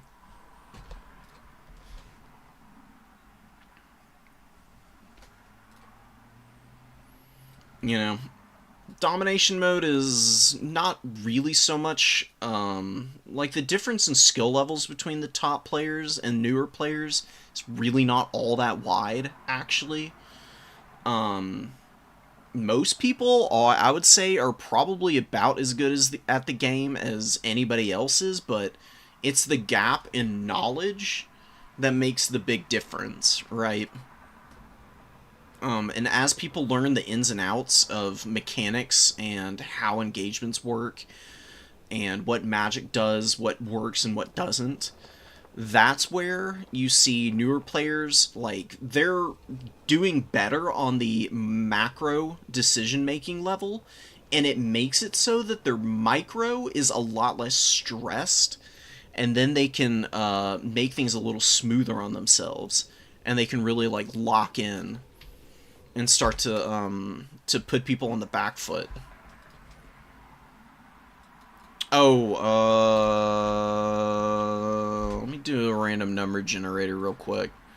Give me a sec, Tom, and I'll let you know who's top of bracket. Where the hell's the Oracle? Here it is.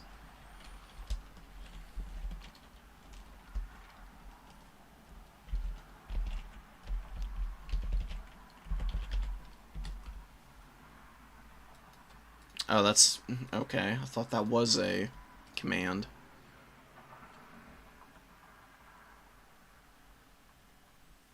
I thought there was a random number generator for the Oracle. What the hell? No. Whatever. I'll flip a coin for real.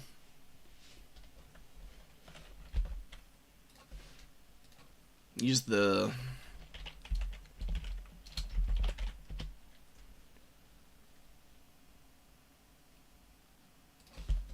we got heads. Tom is heads, so Tom is top of bracket.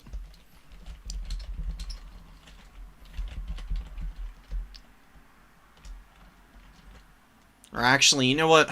I should just ask them.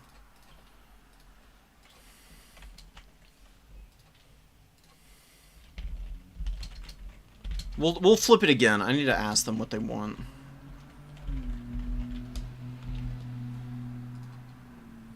And we'll give each of them an equal opportunity by putting it in the tournament chat.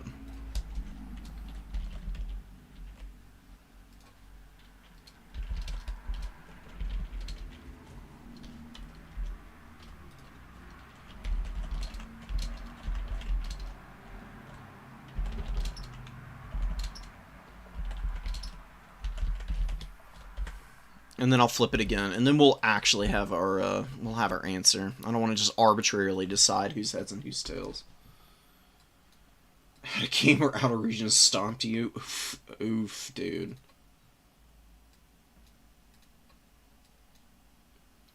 That's fair.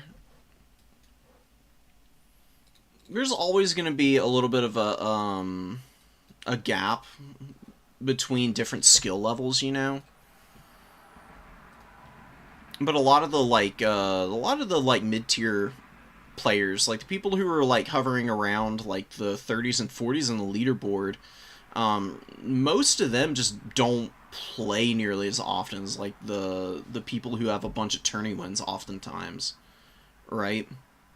Either that, or it's like they've been playing for a little while and they still need like more practice under their belt.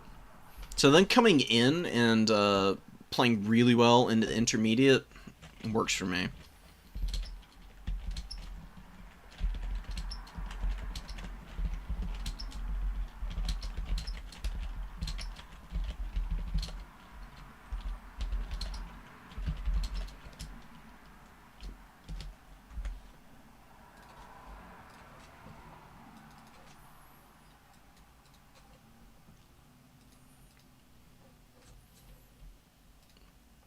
The worst person to run into as a new player, I would say, from what I would think, Tim the Wilder would probably be really rough to run into as a new person. Charix and Outer Region. Oishi probably would be too. Oishi just doesn't like bring joke, play around, have fun builds ever. So you just get run into some absolutely heinous build and totally flattened. Charix just never slips. Charix is amazing with pretty much every faction. And is honestly really good with some very off-meta stuff, too. And then Tim doesn't play a ton, but is definitely one of the better players in the community, and is, really, really good and understands the game inside and out, so doesn't really need to. Once you get experienced enough, you don't have to play all the time to really like dominate and do really well, because there's like a base of knowledge there, and you just kind of come back, pick up with the new patches, see what's changed, and it's usually pretty easy to adjust. It becomes pretty obvious in a pretty short period of time.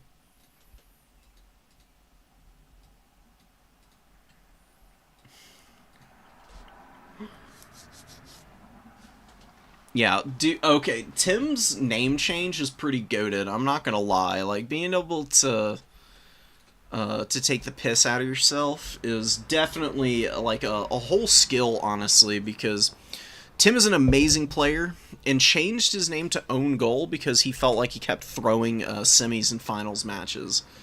And he's still, what, up here in like the top 14 or so? Probably even closer. Probably still in the top 10. Yeah, here at number 7. He's only played 93 games, and that's compared to Oishi's played over 400 at this point.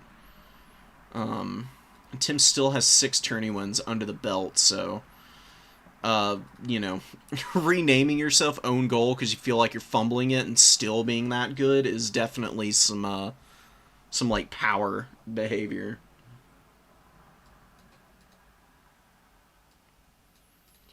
I honestly would recommend playing in the more difficult, like, tournaments, like the open sign-up tournaments, as I guess I would call them, where it's just, you know, anybody and everybody can join, and there's no restrictions. You should 100% play in them. You just have to be prepared to get your ass handed to you, because that happened to me all the time starting out. And I guarantee you, if you join some of these tournaments and, you know, you just don't have the time in, you will run into people who are just going to have, like, the perfect build against your favorite faction and just ruin your hopes and dreams.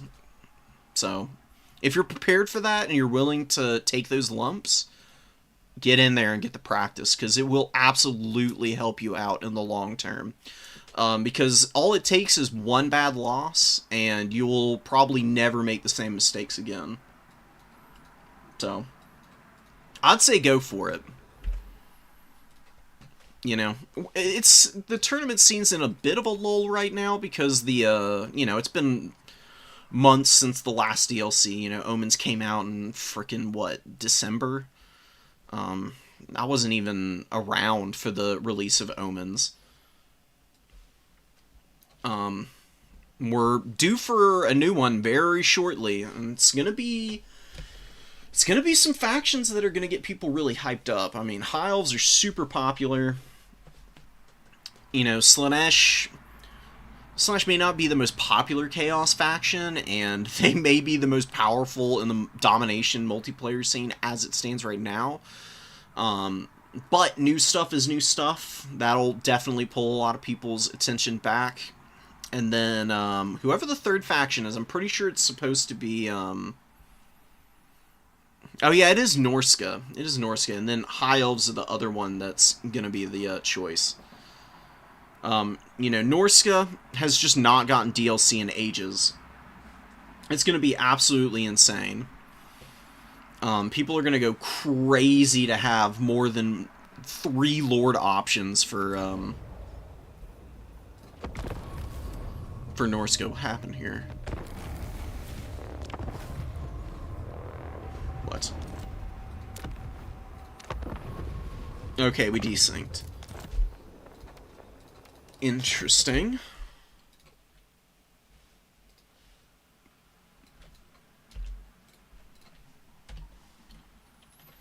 Get him back in here.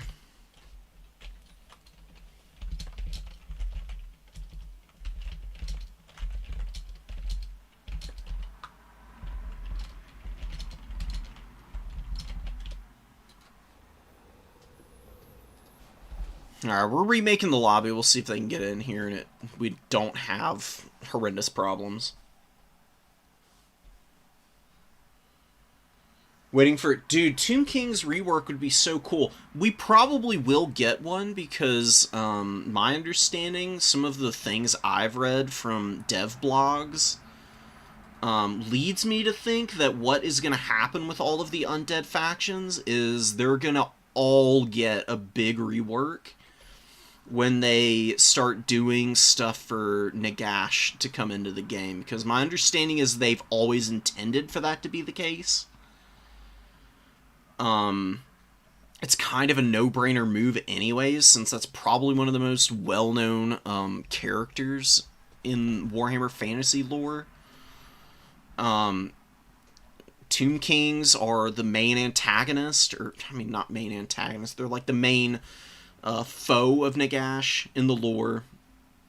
You know, Vampire Count Manfred basically worships Nagash as a demigod, essentially. And then, you know, Coast can get some add-ons. I think it'd be a really good idea. You can throw a lot of new stuff in at that point.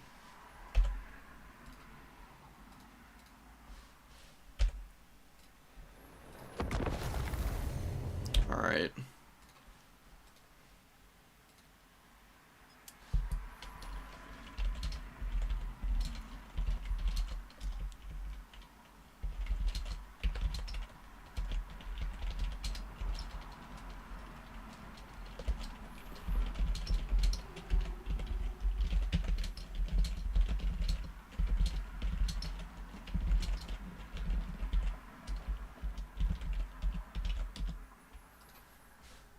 Alright, let's see if we hold on here.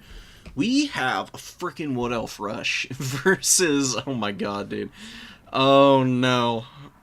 Okay, so what... This is either going to end in tears for Tom, or this rush is going to bulldoze through the front line in about 2 seconds, and there's going to be nothing that Burning Head is going to be able to do about it. This is going to come down to whether or not Daniken's magic is on point. Burning Head is an amazing spell, but it can be very, very wonky at times. I mean, it can absolutely just whiff horrendously. And when your opponent's going for this much of a rush build, you got War Dancers into the Sunset, and 3 Blade Singers are mixed in here, mind you. They are an absolute blitzer unit. Their bodies will be mulch for the dryads. Hell yeah. That's right. They just look cool as hell, too. And they got all this cool war paint. They got the cool dual blades. These guys have got, like, you know... It's funny, because it gives off this, like, what looks like a stink aura, but they don't have poison. And instead, it's just magic attacks, so I don't know what the hell they've put on their weapons. But it's pretty cool. Blade Singers are a really fun unit. They wreck everything they get into contact with. They have great stats, man. The true of heart do not fear death. Oh, and another thing that I didn't mention, they all have these abilities. Like, Whirling Death raises base weapon damage, which is actually going to be really good for these Blade Singers against this, you know, low armored front line for the Dark Elves. Will definitely help their damage. They've also got Shadow's Coil, which means they're basically impossible to touch in melee combat. They can really just lean back on their bonus versus infantry to basically chew through everything. It will hamper their the time it takes for them to actually clear out some of the chaff, though. Just because they've lost so much melee attack when they're sitting in the stance. Like, they're gonna not take a bunch of damage from the Bleak Swords, but it does mean that they'll spend more time engaged against the Bleak Swords. And if I had to trade out a Bleak Sword for a Blade Singer and use a Burning Head over the top of both, and kill both, I'd take that trade any day of the week, because Blade Singers are way more valuable than a Bleak Sword. Dark Riders coming in. They can hammer home, but it's going to be a little rough for them. War Dancers do have a pretty good charge bonus. They can definitely take on a Dark Rider just by charging them down. It's not, like, ideal for the War Dancers, for sure. But they can stack some pretty decent damage onto these guys. Melkoth's is available. It's just going to be used on Coldwood Knights, I would guess. I would be shocked to see Tom use Melkoth's on anything else. And Drycha is just running around. She's going to be really annoying. Oh, and she has Fang of Talroth, which is really cool to see. This procs every time you cast. And it's a 15-second increased cooldowns. So you can absolutely stack that by using Melkoth's, and then using the Withering to, like, lower the armor and leadership. And the Malevolent Dryad, someone coming out into the back line. Gonna be on top of these Dread Spears. We do get the Bolt Throwers opening up. You know, 2 Reaper Bolt Throwers with the Spray Shot, actually getting some good damage on the War Dancers and the Blade Singers as they're trying to make their way in. Dark Shard's doing a lot of damage to Drycha right now. I don't know how long that's gonna really benefit the Dark Elves, though. You know, she does have Fanatical Resolve here. It is going to get her super sauced up to fight just about everything. She gets a big increase to weapon strength and melee attack, and it's an aura effect, so it affects everything that she's near. Which means that these War Dancers are starting to get some serious boosts to their killing prowess. A beautiful Burning Head in the front line wrecks a War Dancer. Blade Singers take a bunch of damage. These Blade Singers engaged against the Dread Spears. Wow. Oh my god, that was a beautiful... That was the kind of Burning Head that's needed here, man. 1100 value from one. It was definitely overcast, just based on the amount of damage it actually ended up doing.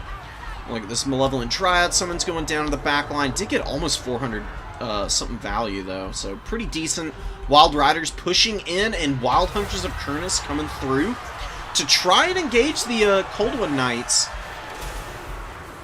Their charge is decent, but there are a bunch of Dread Spears in here, so they probably don't want to stick around for very long. It's going to be a little hazardous for their health if they try to fight all of these cheap chaff spears. War Dancers coming back up the hill. This War Dancer unit scrapping away against the Dark Riders. More mayhem in the front line. Oh man, the Wood Elves. No, dude. They are just getting folded up. The Blade Singers and the War Dancers just did not do it, man. Yeah, sitting in the Shadows Coil is just not working out for them, because there's actually a lot of shooting available here. The Dark Shards, they've gotten some pretty decent value. The Coldwood Knights, with their shock damage, also can do some pretty ridiculous work against the War Dancers and the Blade Singers. You can see it here, man. It doesn't matter how much melee defense you might have. You get run over by a giant Velociraptor with a dude who's got like a 6-foot-long lance to skewer you with. It's going to be pretty brutal no matter what in the initial stages of the fight. Wild Riders being pushed back as well. This is looking very well in hand for Daniken, who's just dominated with the Dark Elves, dude. Absolutely incredible stuff. Drycha does get into the Dark Shards here. She just hadn't gotten a lot of value. The Supreme Sorceress hasn't cast any more magic. Hanging on to it's not a bad idea, though. You know, you can hang on to the WOM and just use it for any surprises that your opponent throws your way. I don't think there's going to be that many from the Wood Elves, man. They just got super aggressive up into the home objective and off to the side here. Again, when you've got a really spread out, squishy formation of infantry, it can be a little risky to take those early engagements when they're not compact and you're not able to break through in one area and then really start to spread out and swarm into other elements of the army. Because kind of what happened here is there was only one real breakthrough for the Wood Elves. Out here on this side, where some Blade Singers kind of broke up into the next level. One good Burning Head kind of shut down all of that pressure, though, because it just roasted out all of the other supporting units. And Daniken has just been able to reconstitute the missile line, as well as bring out, you know, the Doomfire Warlocks and the Dark Riders and the Coldwood Knights, who have been able to keep the Wild Riders very honest. Really nice Doom Bolt. I believe that's the yeah, that's the Doomfire Warlock's bound ability. Very well placed. Big damage on that Dryad unit. Wilder Ranger's coming up and getting filled with crossbow bolts. Just from the flank, man. I mean, those Dark Shards have just not been touched. They've been very well protected all game. 900 value here, 747. It may not seem like a ton of value, you know? You gotta remember this game's only been going for 7 minutes, though. Usually, you start to see missile units really rack up the value in later stages of the game, where they're a lot safer and there's, you know, less units trying to swarm them. Which is kind of where these two Dark Shards are at right now. They don't really have anything threatening them too badly. Definitely want to get the Dark Rider up here to stuff back the Dryads and then pull these guys back a little bit. We do have a little bit of movement for the Wood Elves. They're trying to take the number 3 objective back. Oh, I actually do have it outright. They're trying to get their number 1. I just don't see the Dryads being able to carry this. And where's the magic, man? Let's see some magic out here. Supreme Sorceress can definitely be dropping it. I mean, I've only seen one use of Burning Head. Maybe a couple Cascading Fire Cloaks have gone down, but pretty limited so far. Drycha's getting pushed back. She's just absolutely on her deathbed. I don't know if you've ever seen a malevolent wood nymph with tuberculosis, but that's kind of where she's at. She's got the sickly Victorian constitution going on for her right now. Really nice use of Soul Blight now. Another really good cast on the bound abilities, and really well placed. I mean, absolutely amazing priority of hitting both of the Dryads here to lower their armor and their weapon strength, and spacing it out so it hits both of them, despite them both being in pretty awkward areas to try and hit them. Really good Burning Head goes down with the Glade Riders. Don't need much more than that. 1,500 on your Supreme Sorceress. These lords are so cheap for the Dark Elves. I'm pretty sure she costs probably about 1,200, which is nothing. Doesn't provide you any combat utility, but Dark Elves don't really need that. Dark Elves just need to be able to continue to punish people with good mobility and kite.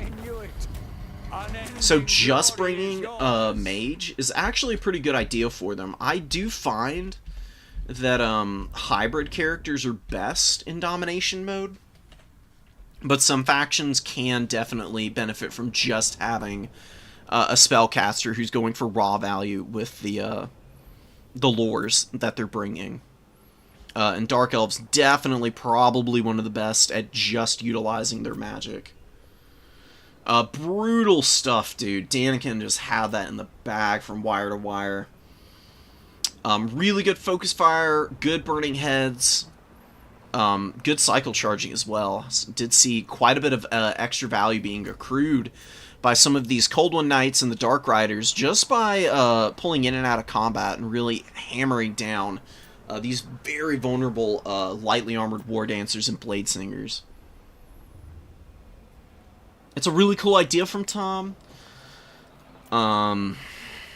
Against a less mobile faction, maybe it would work, but I think the Dark Elves are a little bit too good at equaling the Wood Elves' mobility for this to really pay off.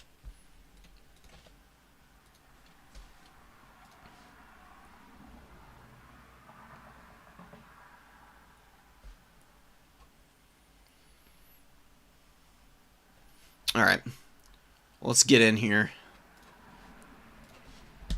Thank you guys for coming out. I really appreciate it. I'll check out the last replays another time. I'm going to go get some food with a friend and go hang out and chill. So, I'll be getting off after this one. I really appreciate y'all showing up. It's a really good time despite not having so many people involved with the tournament itself. Just always a good time streaming for folks and, you know, chilling, and talking about the game. There's so much to get into with it. It's such an incredibly dense experience, which is why I love it so much. Even if I do, you know, fade away from it a little bit, I always find myself drawn back inevitably. Inexorably, even. You know.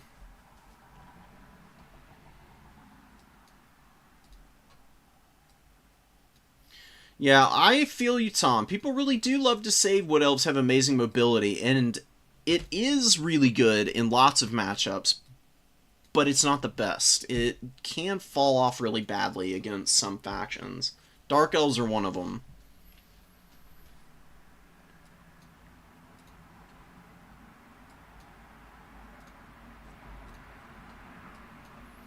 Triple Blade Singer Wood Elf player, I kneel. Tom clearly is kneeling. Praying all those War Dancers and Blade Singers. Understandable. Absolutely understandable.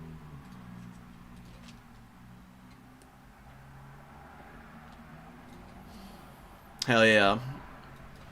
Thanks for turning out, Isaac. Really good time having you, and hope you enjoyed your first tournament. I will definitely cast your final round game. And I'll probably do a standalone video for it, so check it out. Anyways, guys, I'll leave y'all here. Take care, peace out, and GG's.